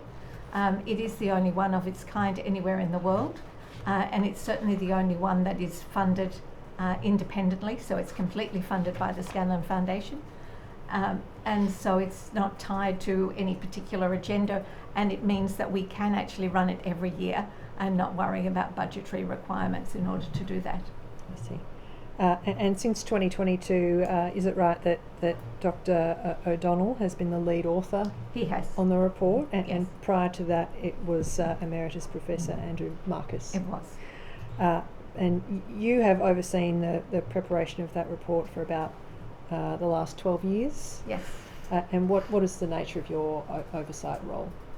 It's really just making sure that everything comes together.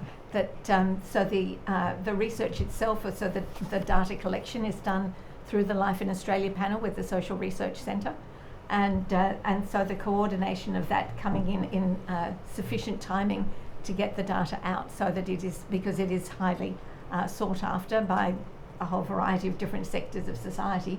But it just means that we have to make sure that everything comes together, but also that we periodically, not necessarily every year, but almost every year, do qualitative research that sits beside the quantitative research as well. So all of those things have to come together in order to produce a report that is accessible to the public, and that's something that's particularly important to us. We're not writing academic journal articles, we're writing a report that is needs to be able to be read and understood by a broad cross-section of people. I see. And another publication of the Institute produced in 2021 and 2023 was the Australian Social Cohesion Index. We did. Could you just explain what that is and how it's different from the Mapping Social Cohesion survey? It's more a sort of a collaboration, if you like. So the Australian Cohesion Index was encouraged for us to do by the Department of Home Affairs, and it really looks at both the subjective and objective data points that we can bring together in order to tell us more about social cohesion. Dr. Van Kooy, could I come to you then? In terms of your background, you have background as a social science researcher and have conducted and led research in the areas of migration, humanitarian settlement, social cohesion and economic inclusion over the last 2 decades or so. Yes, that's right. And you're a visiting fellow in the School of Humanities, Languages and Social Science at Griffith University. That's correct. And you completed your PhD in sociology at Monash University in 2022. Mm-hmm. Yes. And what did your PhD focus on? It was focused on the neighbourhood conditions for refugee settlement in Australia. So it was a mixed methods, qualitative and quantitative study with a case study in regional Victoria. I see. And you've also published widely in the fields of asylum policy, social cohesion and the educational integration of refugees. Mm-hmm. Yes. And can you tell us when you assumed your role as senior manager at the Institute and your responsibilities in that role? So in the current role, it was a little over a year ago now, and main responsibilities are around data analysis, principally working with the Mapping Social Cohesion survey data. So I work on essentially extending the analysis that is produced annually in our annual reports. So we do deep dives into particular data points and issues that have relevance and currency of the given day, and produce public reports and materials on the basis of that. And in paragraph 6 of your statement, you've provided an overview of the Scanlon index constructed in 2009 and the 5 domains that it includes. Could you just summarise what those 5 domains are for us? Sure. So, tied to the definition of social cohesion that Ms. Hancocks just mentioned. So we've got belonging, which includes the sense of pride and belonging people have in Australia, the Australian way of life and culture, and belonging to neighbourhoods, so neighbourhood level belonging as well as national. The second domain is worth, sense of worth, so the degree of emotional and material well-being across society, measured through levels of happiness and financial satisfaction primarily. Social inclusion and justice, which is perceptions of economic fairness in Australian society and trust in public institutions. Participation, both social and political. And acceptance and rejection, which is about attitudes to immigrant diversity, support for minorities and experiences of discrimination. And how does the Mapping Social Cohesion study seek to elicit data in respect of each of these domains? So the questionnaire, as mentioned, has over 100 items currently, and so a number of them deal with each of these domains. I can talk about the index construction in a moment if you like, and get into a little bit more specifics, but most of the questions in the survey relate to at least one of these domains, if not more, as well as we ask about people's personal circumstances, financial situation, etc. And is that done through the Life in Australia panel? It is, yeah. And how are the members of, how is that panel constituted? So it's a probability-based panel, which means that all participants have a known statistical chance of being selected. So it's not an opt-in survey. So participants are selected or recruited into the panel, not necessarily into the Mapping Social Cohesion study, and they agree to participate in various surveys on that panel throughout the year. And it is random in the sense that participants are contacted through random digit dialing, so phone dialing, and address-based sampling. So it's when weighted, the sample is considered nationally representative. And so when you refer to the process of random digit dialing, that's the process by which people are recruited onto the panel? Into the panel, that's right, yeah. I see. And the panel sample size in 2025 was over 8,000 adults? Correct. Is that? Oh, sorry. So the panel itself, the Life in Australia panel, is more than that. It's around, I think it's around 10,500 people. I see. So the 8,000 or so is the sample for Mapping Social Cohesion in 2025. Yeah. I understand. And when you said the panel is probability based, what does that mean exactly? Well, by contrast, so a non-probability study would be an opt-in. So people find out about a survey through an advertisement, or they get an email invitation. Often there's a sort of an incentive attached to that. So people opt in because they're interested in the survey or they see some value in contributing to it. In this case, the participants are maintained on the panel. I think every year the Social Research Centre retires members who haven't been participating and recruits new members, so they keep the panel refreshed with participants who are active, and then they receive invitations to complete various surveys, including ours, throughout the year at different points. I see. And can I then take you to the table 1, which is on page 3 of your statement? Yep. And that's entitled Domains and Items used in the original Scanlon Index of Social Cohesion from 2007. Could you just describe what we're seeing in table 1 here? Yeah, so these are the questions within the Mapping Social Cohesion survey that we use to develop the Scanlon Index.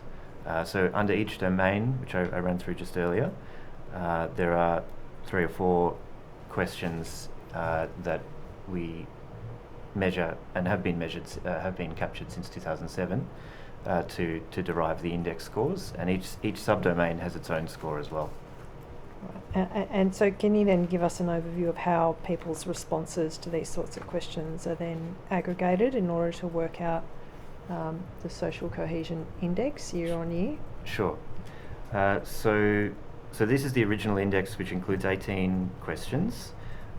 Each question is so most of the items in across the survey actually are attitudinal based, and we ask either for a level of agreement or disagreement, or from very dissatisfied to very satisfied, those sorts of like it style response items. To construct the index, the responses to each of these questions are scored based on the most positive response. So, for example, those who say that they have a great extent of pride in the Australian way of life would receive the most positive score, indicative of a contribution to social cohesion, if you like. And so that score is combined with the proportion of people who gave an answer, and that gives us a single number for each of those 18 items. And then every year we adjust the score for each of those questions by expressing it as a proportion of what the score was in 2007.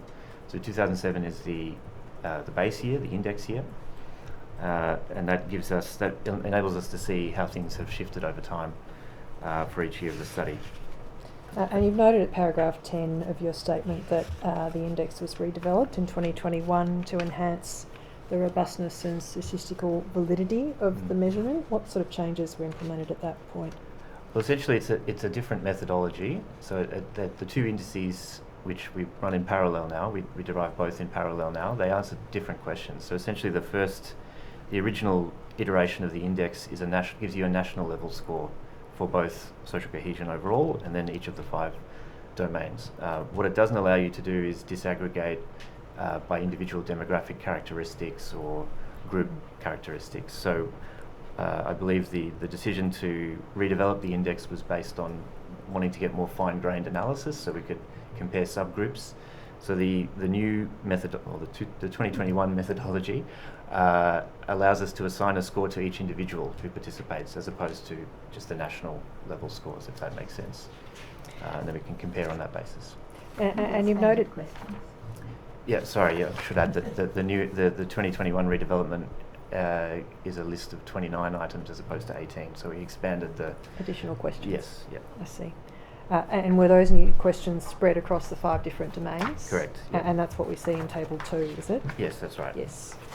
And at paragraph 12, you've noted that the survey response mode has changed over time. So for a period initially it was conducted by phone, then you moved to the Life Australia panel in about 2017, is that right? And at that point it was administered by both random digit dialing by phone and the Life Australia panel. Correct. And then from 2020 onwards it was just administered via the Life Australia panel. But did that, from that point, still involve a telephone and an online component, or was it just online? From 2020? From 2020? It's primarily web-based. I think it's 99% would respond via the online survey. I see. They allow for the option for those who might have access difficulties with web form to complete a phone survey. But I see.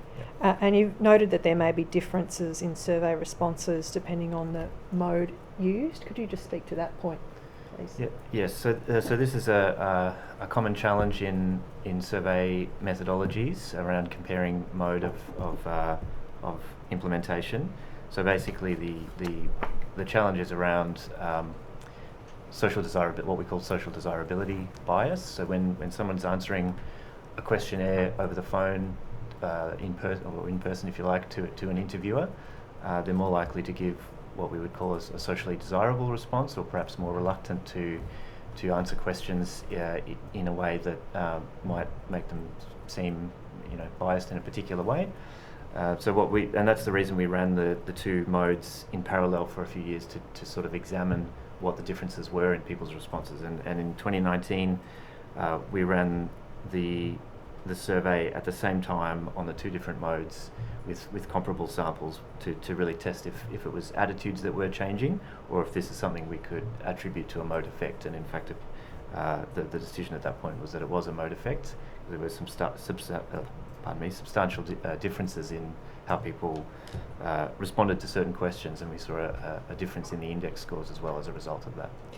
And is that then reflected in figure 1, which is at the bottom of page 5 of your statement, that the black line represents the telephone only surveys and the orange line starting from 2018 is the Life in Australia panel. That's correct. Yeah, we typically represent on these sorts of visuals both modes to show that where the series break is, if you like.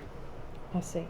And so in terms of the numbers that we see on this page, starting at sort of 100 in 2007 and then ending at 78 in 2025, could you just explain what those numbers signify and what we should observe about the trends in that regard? Yeah, so 100, as I mentioned, 2007 is the base year of the study. So each subsequent figure is a reflection of a movement up or down from that index year of 2007. And so you can see that up to 2017 in the telephone surveys there was a range of from approximately 88 to 101 on the overall Scanlon index of social cohesion. And then when we switched to the predominantly panel administration, the range is from 78 to 92 with that sort of spike in the COVID-19 period.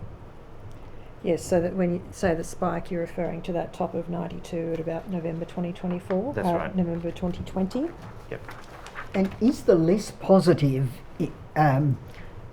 picture painted by the panel responses when compared to the phone responses, in your view, an illustration of that effect that you told us about?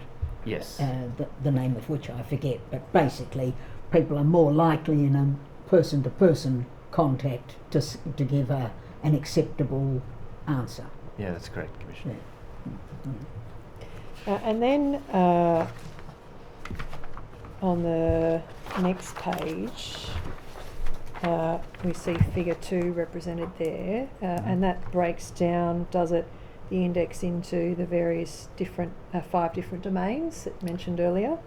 That's correct. Yes. And why did you consider it useful to break them down in that way?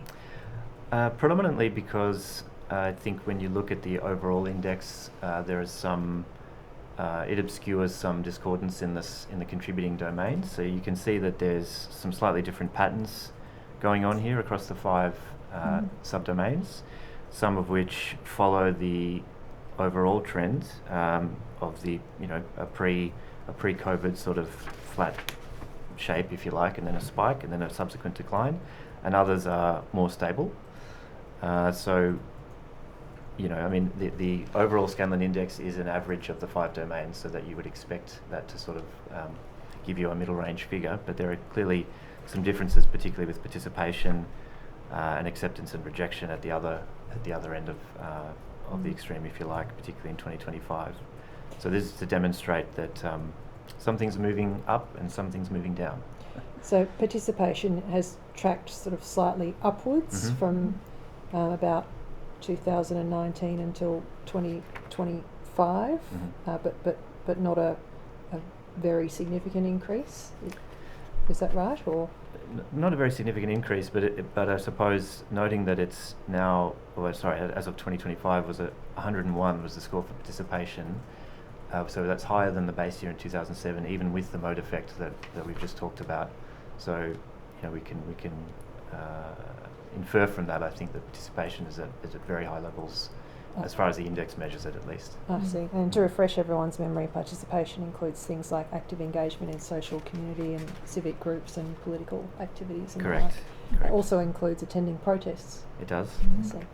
And in terms of social justice, social inclusion and justice, we have a peak around the COVID years, close to November 2020, and then it's decreased down to 2024, then with a slight uptick in 2025. And social inclusion and justice refers to perceptions of economic fairness in Australian society and trust in public institutions. Yes, that's right. And then in terms of acceptance and rejection, again, there's a bit of a peak around the COVID years and then a fairly steady decline through to 2025. Yeah, that's right. And that referred to acceptance and rejection, again, to refresh everyone's memory, was attitudes to immigrant diversity, support for ethnic minorities and experiences of discrimination. We seem to do very well as a society when we're all locked in our own homes. That's would seem so. And when government is clearly making a contribution to how well you're feeling. Yeah. Yes. And so that includes, for example, the social security payments. The JobKeeper and that is the JobSeeker. earlier witnesses. And the mentioned. regular sort of 11 a.m. broadcasts telling you how things were going. Very transparent. Yeah.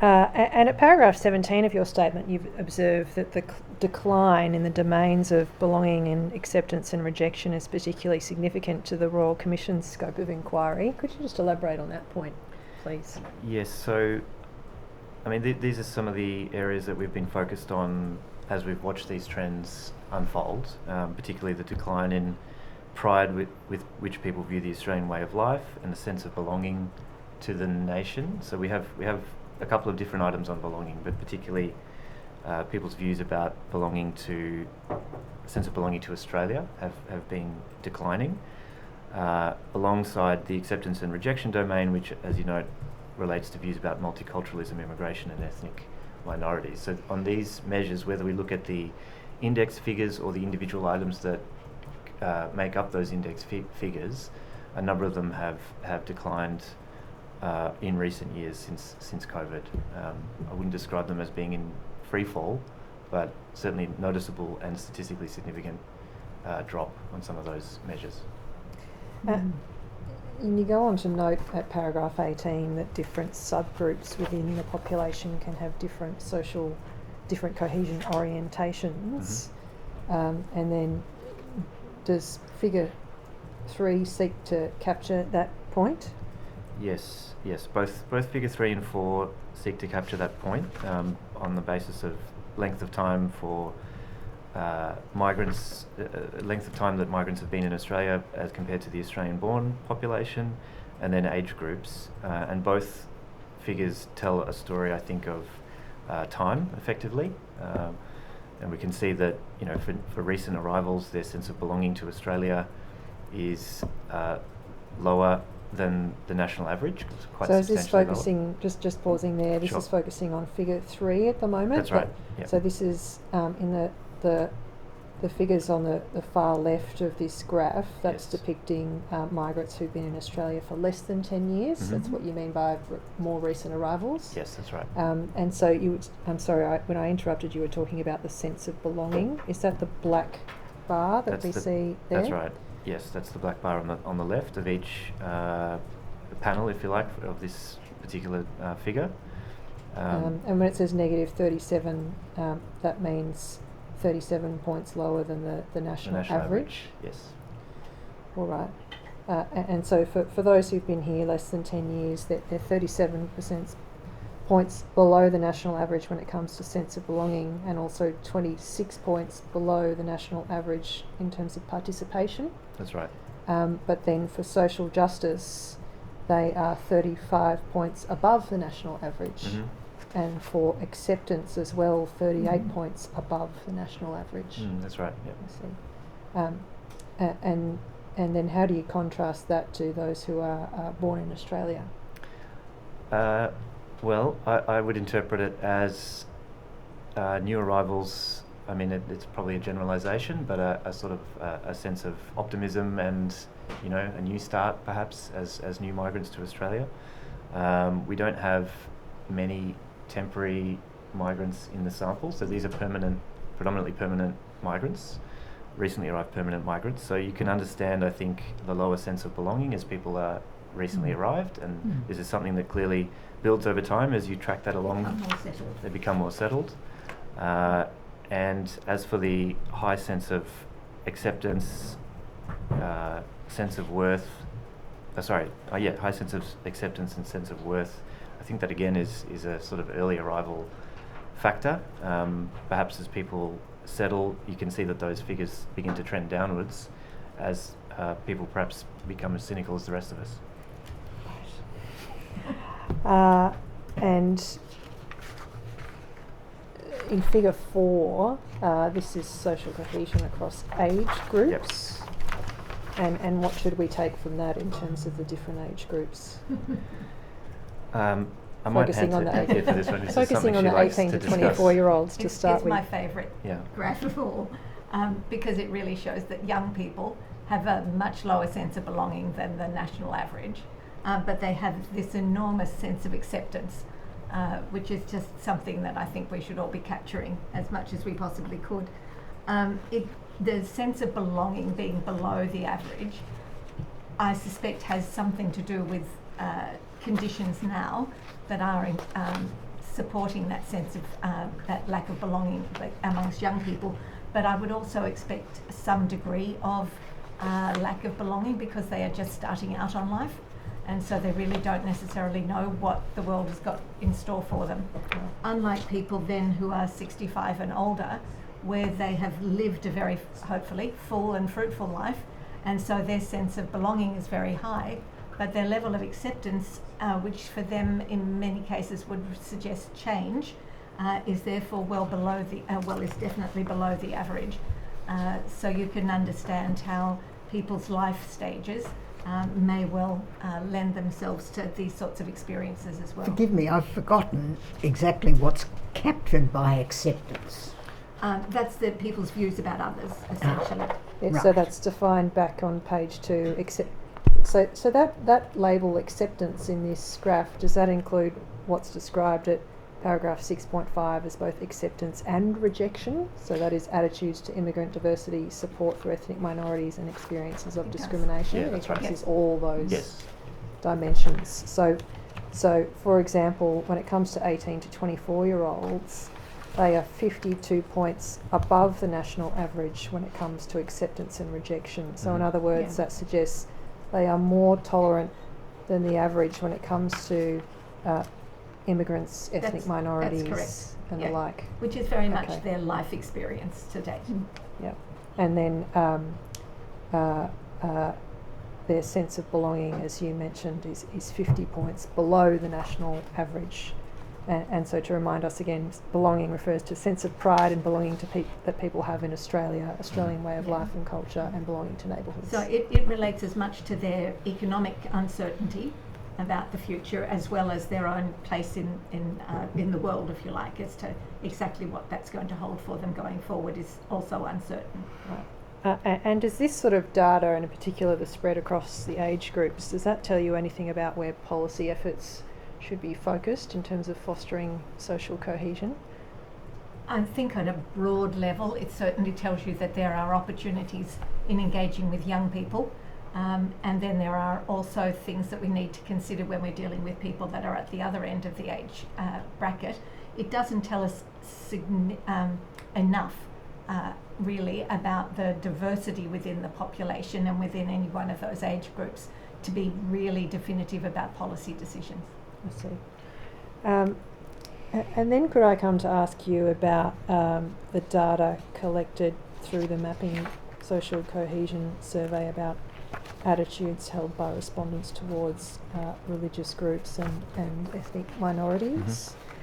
And so, which is dealt with from paragraph 19 of your statement.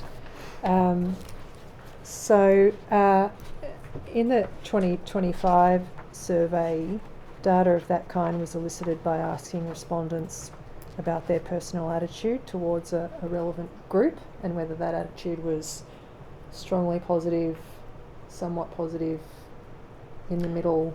Neutral, yes. Neutral. Negative and very, very negative. And very negative, I see. And you've identified that the results from 2025 demonstrate deterioration in attitudes towards Jewish Australians as well as other religious minorities. And in particular, is it figure 5 that represents the outcome of this question in relation to Jewish Australians on page 9? So figure 5 is a breakdown of some of the associations we found when looking at the demographics of and some of the social responses that people had made who said that they had negative attitudes towards Jewish Australians. Figure 6 is the comparison of the different religious groups for which we asked that question. Yes. So I might start by asking you about figure 6 then, in terms of, and it's just starting with attitudes towards Jewish people. Could you just describe what that data shows about the trend from 2023 to 2025? Well, it shows a steady increase, I would say, in the percentage of people who say that they have either a negative or a very negative attitude towards Jewish people. What's not reflected on that chart is that the 9% that was recorded in 2023 was essentially a sort of consistent level, more or less 8 to 9% between July 2020 to 2023. So those 4 years of the study, and it began to increase starting in 2024. I see. So 9% in 2023, 13% in 2024, and then 15% in 2025. Correct. Either had a somewhat negative or negative attitude That's towards right. Jewish people. And there are some other categories where negative attitudes increased over time as well. So for Muslims, for example, 27% had a negative attitude in 2023, and then that moved to 34% in 2024 and 35% in 2025. That's correct. And there was also an upward trend for both Hindus and Sikhs as well. Is that right? Yep, correct. And you've noted that this data, taking the data related to Jewish people, for example, you've said that doesn't capture anti-Semitic belief or conduct, but rather general sentiment towards Jewish people. Is that level of general sentiment nevertheless relevant when considering policy responses in your view? I think it's relevant. I would say it's a necessary but not sufficient, condition if we're talking about anti-Semitism. We don't measure. We only have this one item that addresses attitudes towards people of different faith backgrounds. We also ask later on, I'm sure we'll get to it, questions about immigrants from different countries, which is worded essentially in the same way. But to capture something like anti-Semitism would require, I think, a multi-dimensional, survey instrument that we don't have those sort of level of detail captured in our survey. I see. And you've noted at paragraph 22 that one should be careful in interpreting equivalent percentages in respect of different groups as necessarily representing equivalent experience. Could you elaborate on that point, please? Yeah, I think what we mean by that is we can't take these percentages to mean that any one group is more or less persecuted or feels, more or less affected than another group. Yeah. So this is simply a reflection of what people say they felt about these groups in any given year of the study. It doesn't tell you, for example, whether people are then acting on those negative exactly. attitudes towards that group. We don't capture those sort of behavioural elements. It's very much an attitudinal survey. Yeah. But looking at the attitudes that respondents indicated in relation to Jewish people, in 2023,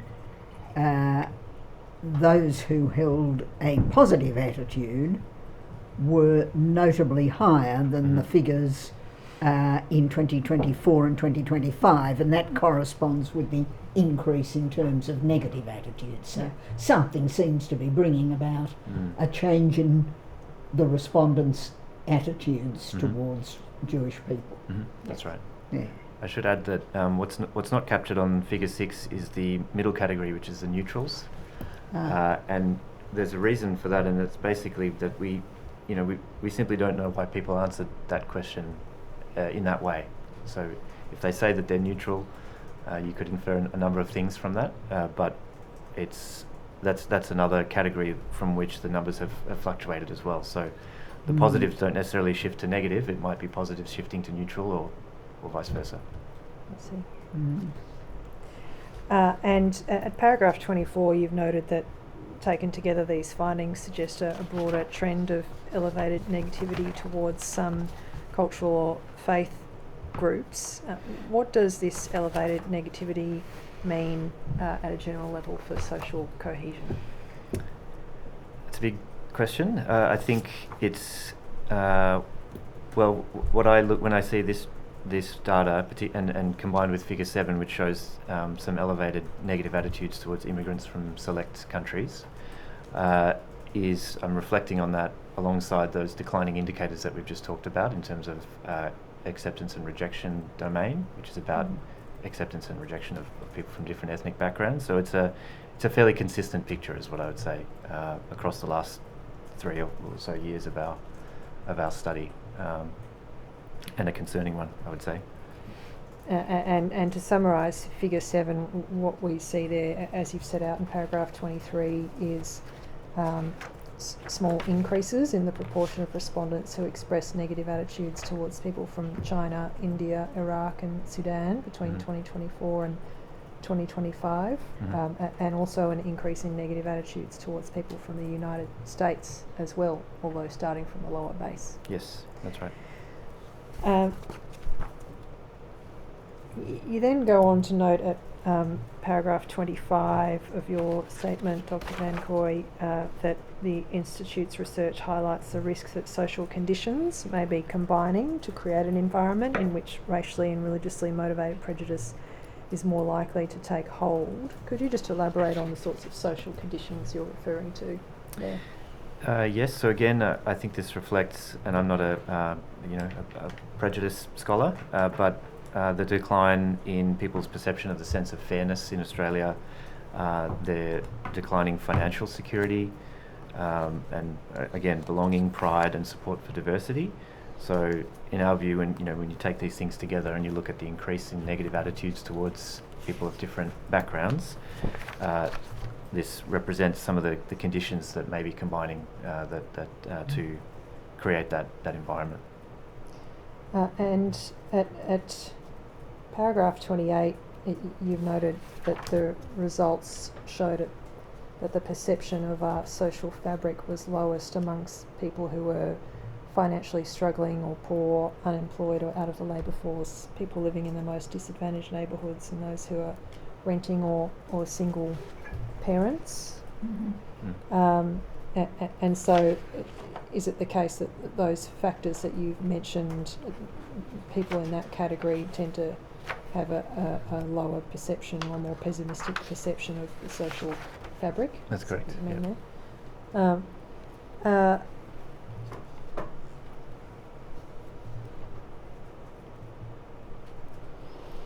And could I then ask you about the conclusions of the 2025 Mapping Social Cohesion study?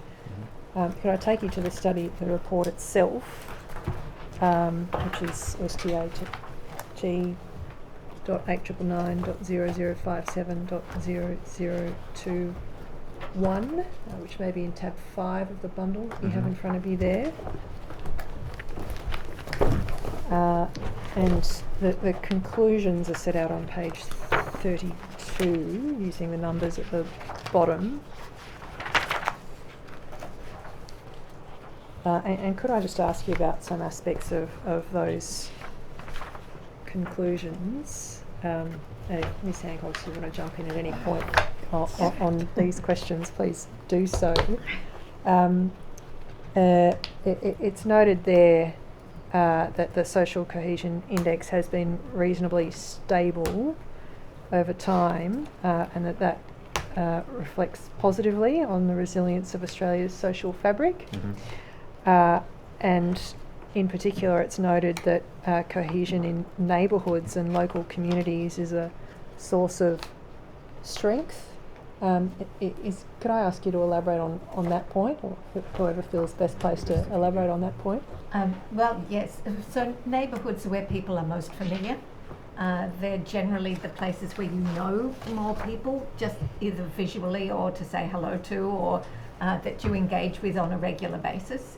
It's also a sense of place for people. So when they're coming back from work or whatever, you're coming to home, And all of those things make people feel a little bit more comfortable, a little bit less isolated, a little bit more prepared to participate in their local areas. And it's also an area where people feel like the other people within that neighbourhood are prepared to help each other, and that people, regardless of your background, tend to get on well together. So all of those statistics come out in our survey as well, but certainly neighbourhoods are really one of these areas where we gain the greatest resilience and strength for social cohesion. And it's noted there that we find that people living in close-knit neighbourhoods are the most likely to have attained and maintained a sense of national belonging, trust in government and people, and acceptance of diversity through these tumultuous last couple of years. Yeah, I think there's also, even in areas of, when people are under economic stress, if they're living in areas where others are under economic stress, you sort of have a common bond that is bringing you together. So even in that type of situation, you still get a degree of cohesion. And then it goes on to note, despite that degree of resilience, there are certain challenges, one of which is national pride and belonging, which, while being stable in recent times, remains at lowest levels that you've recorded since 2007. Here it's observed that that's driven by considerable declines among younger generations and associated with personal and financial well-being, social isolation and disconnection, lower levels of national belonging. Is that picking up on some of the figures that we went to earlier in your statement? Yeah. I see.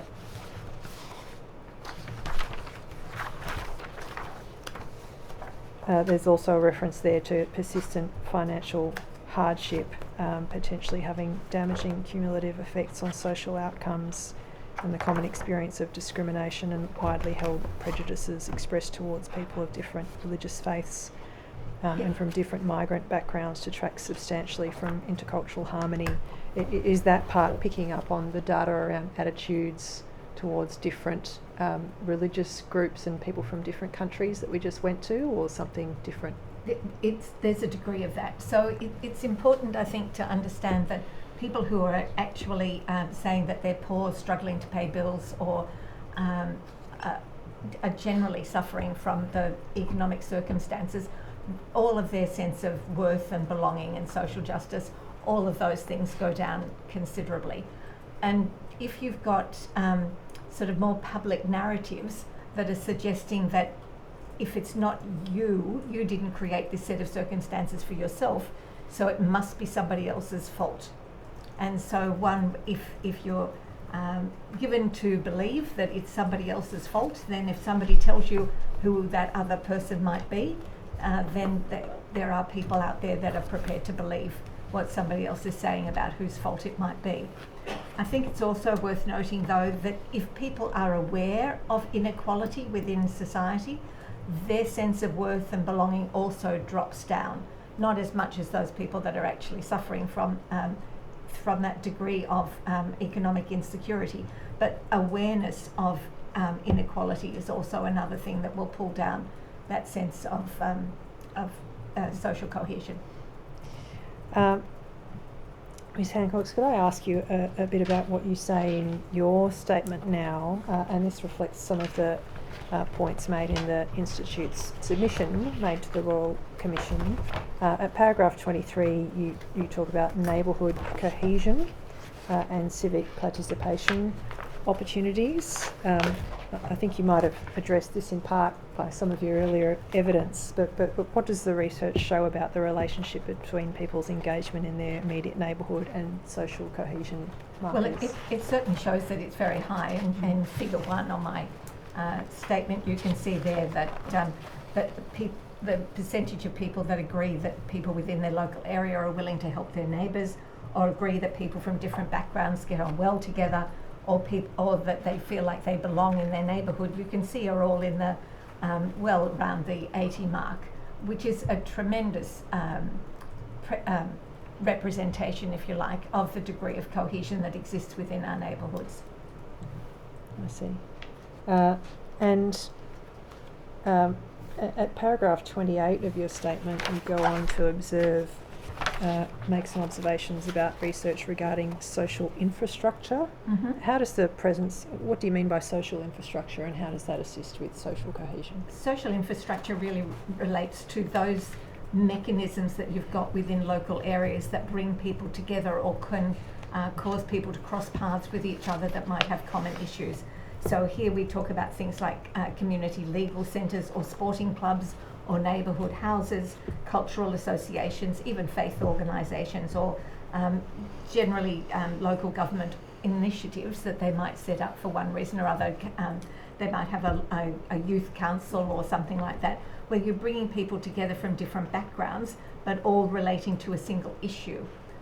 And so what it brings that sense of, oh, okay, we're all dealing with the same sorts of things, rather than people moving into isolated groups. And going back to paragraph 26 of your statement, you refer to the Multiculturalism in Focus project. That was a study that you were involved in, correct? Yes. And it was conducted by the Institute and commissioned by the Department of Home Affairs. They did, yes. And the aim was to provide more detailed information on analysis pertaining to the settlement and integration experiences of migrant Australians. Mhm. And what sort of data was that based on? Was that drawn from the surveys we were discussing earlier, or something It's a different? combination of the mapping social cohesion data, along with 49 interviews. I think it was 65 off the top of my head, sorry. I see. Interviews with Migrants from... People from the 6 fastest growing migrant communities in Australia. And were they a range of more recent migrants as opposed to more established migrants? They were, yes, from those fastest growing communities, yeah. And the fastest growing communities being China, India, Iraq, Nepal, Pakistan and the Philippines? That's correct. And could I just take you to the key findings from that report? So this is the Multiculturalism in Focus Migrant Sense of Belonging Study 2025, which I think you'll find in tab 9 of the bundle in front of you. Yeah. And that's stat.899.001.0617. And I'll just take you to the executive summary, which starts page 2 using the numbers at the bottom left, or 0005 using the numbers at the top right. So one key finding was notable differences in the domain of belonging between individuals born in Australia and those born in the study's focus countries. Just explain what those findings were, those differences. So we can see that Australian rural respondents had a stronger sense of belonging, with nearly half of them, so 49%, indicating that they felt a great sense of belonging, compared to only 32% of the respondents from the focus countries, which is in line with data that we get from the Mapping Social Cohesion as well. I see. And patterns of, it goes on to note, patterns of belonging also varied by length of residency, that is longer term residents reporting levels of belonging similar to those of the Australian born population. That's correct. We should say that I think the community from Iraq was the one that stood out because they were primarily humanitarian entrants, but of the other 5, there was very little difference between people's experience from country of origin. It more related to the actual mechanism by which they came to Australia, so what visa type, what type of journey they had, that had more of an effect on people's attitudes than anything else. And so when you say those from Iraq stood out, do you mean they had a higher or lower sense of belonging? They were lower level of belonging compared to the other... compared to the other 5. The other 5, yeah. I see. And in terms of a sense of community belonging, that's dealt with in the next column under the next heading. So it was observed that an element of belonging for several interviewees was involvement in their local neighbourhoods, typically in a formal sense through volunteering, and that contributing to the community, specifically to the lives of others in that community, made them feel like they belonged to it. Yeah. The process of doing this made us realise that there was not a lot of understanding generally around what belonging is and what the components are of belonging. And so we've written a subsequent paper, a short paper, what we call an explainer, on belonging, so that people can understand that there are a whole lot of different elements that need to sit within an experience, in that it generally needs to be reciprocal. And this is an example of that, where people are able to give and also to receive in a positive way within something like volunteering. And belonging here, is that used in the same sense as it's used as one of the 5 domains for the social cohesion survey that we discussed earlier? Yes, that's correct. And so these findings are also consistent with what you were saying earlier about people's connection to their local neighbourhoods, is that right? Yes. Commissioner, I will tender that report, stat.899.001.0617, as well as the 2025 Mapping Social Cohesion Report, stat.899.0057.001. Yes, that's noted. Each will be received as separate exhibits. Sorry, it was .0021, not 0001.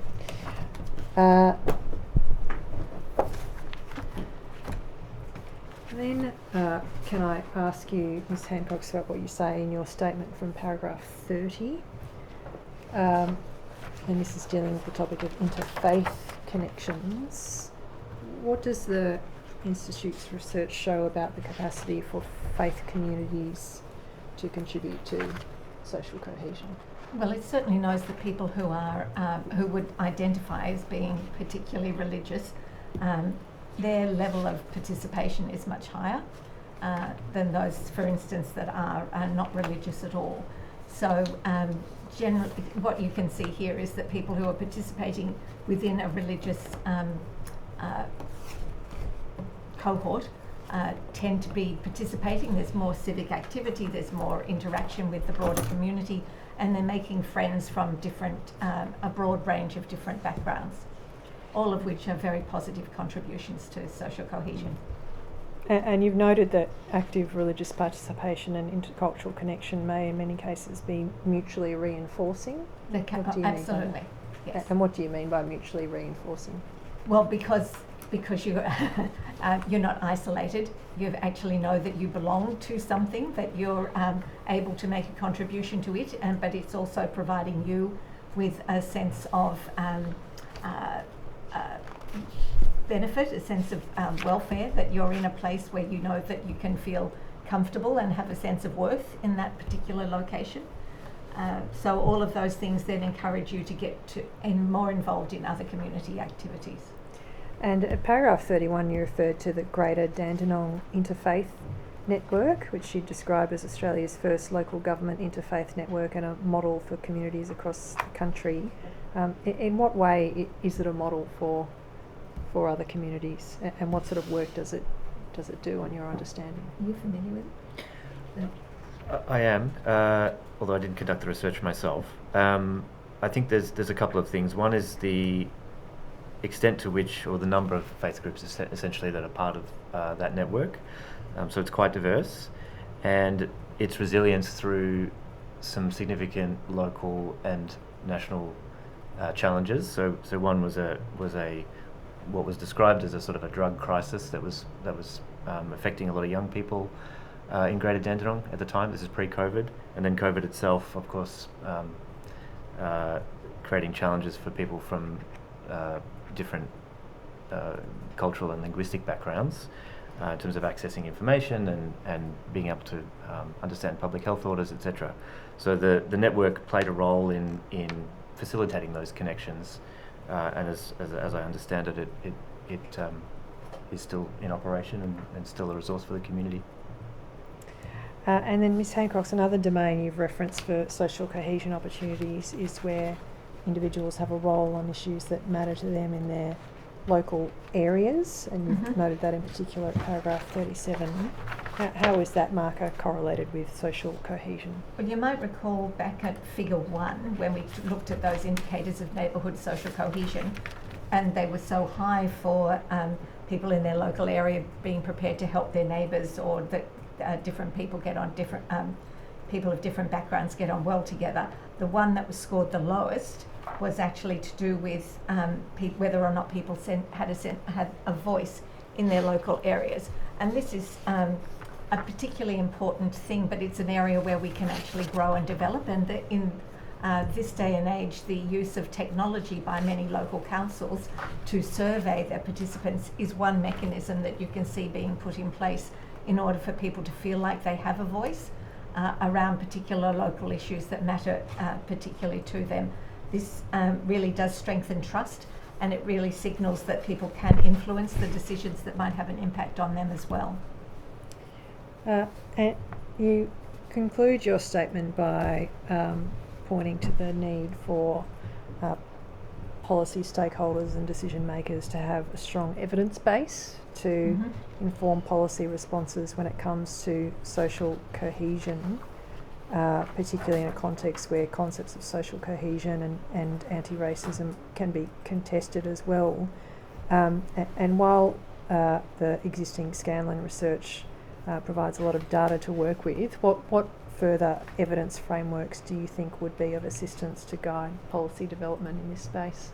Well, we're enormously proud of being able to be here to represent the Scanlon Foundation's commitment to research, and the fact that it's been done for now nearly 20 years is an extraordinary contribution to the Australian population and our understanding of social cohesion. But at the same time, there is always more that you can do. Even though we are doing more and more work in trying to understand local areas, we're very cognizant of the fact that this is a diverse society with diversity across many, many different parameters. And so really understanding how that plays out in local areas, but also then the different levels as you move up, is particularly important. And so having a really sound evidence base and continuing to grow and build on that, I think is really important, and certainly something that we want to contribute to. Yeah, if I can add to that. So with currently our sample size is approximately 8,000 people nationally, and as soon as you begin to break down that number by various demographic factors, etc., you shrink the ability to provide causal explanations for whatever it is you're measuring. And at a local level, with 8,000 people nationally, in a lot of LGAs, for example, local government areas, we just don't have the number of respondents to be able to say, well, you know, this is how people feel in this area, or this is what people think in another area. So we've attempted through statistical estimation methods to apply the index at an LGA level, and we have something called the Social Cohesion Compass, which we haven't talked about today, but that's our attempt to estimate, based on the demographic characteristics of an LGA, what that index figure would look like at that local level. But it's an estimate, it's not a reflection of the actual level, because we don't have enough people from every single LGA, every 500 or however many LGAs in Australia. Right, so as an example of stronger evidence or better data, and that's why I think Anthea mentioned surveying at the local level to understand, you know, where are the hotspots, or where are the sort of issues that are potentially emerging, to be able to inform better decision making, whether it be local, state, or federal level. From an attitudinal survey that's conducted once a year, with a, you know, it's a big sample, but it's still a limited sample. You can only do so much. So I think more local level intelligence would be one area to invest in. I think it's also important that even though we talk about diversity based on cultural diversity or religious diversity, Australia has diversity across so many different areas that we really do have to start to understand that better, rather than simply dividing ourselves up by religions or cultures. There are such a lot of dynamics these days that we really need to be able to unpick those as well. Commissioner, I have no further questions. Yes. Thank you both very much for your evidence. Thank you. It's much appreciated, and you're both excused. Thank you. And that concludes the evidence for today. that abbreviated lunch hour gives us a quarter of an It was hour unnecessary on early reflection, mark this Commissioner. evening. 10 a.m. tomorrow.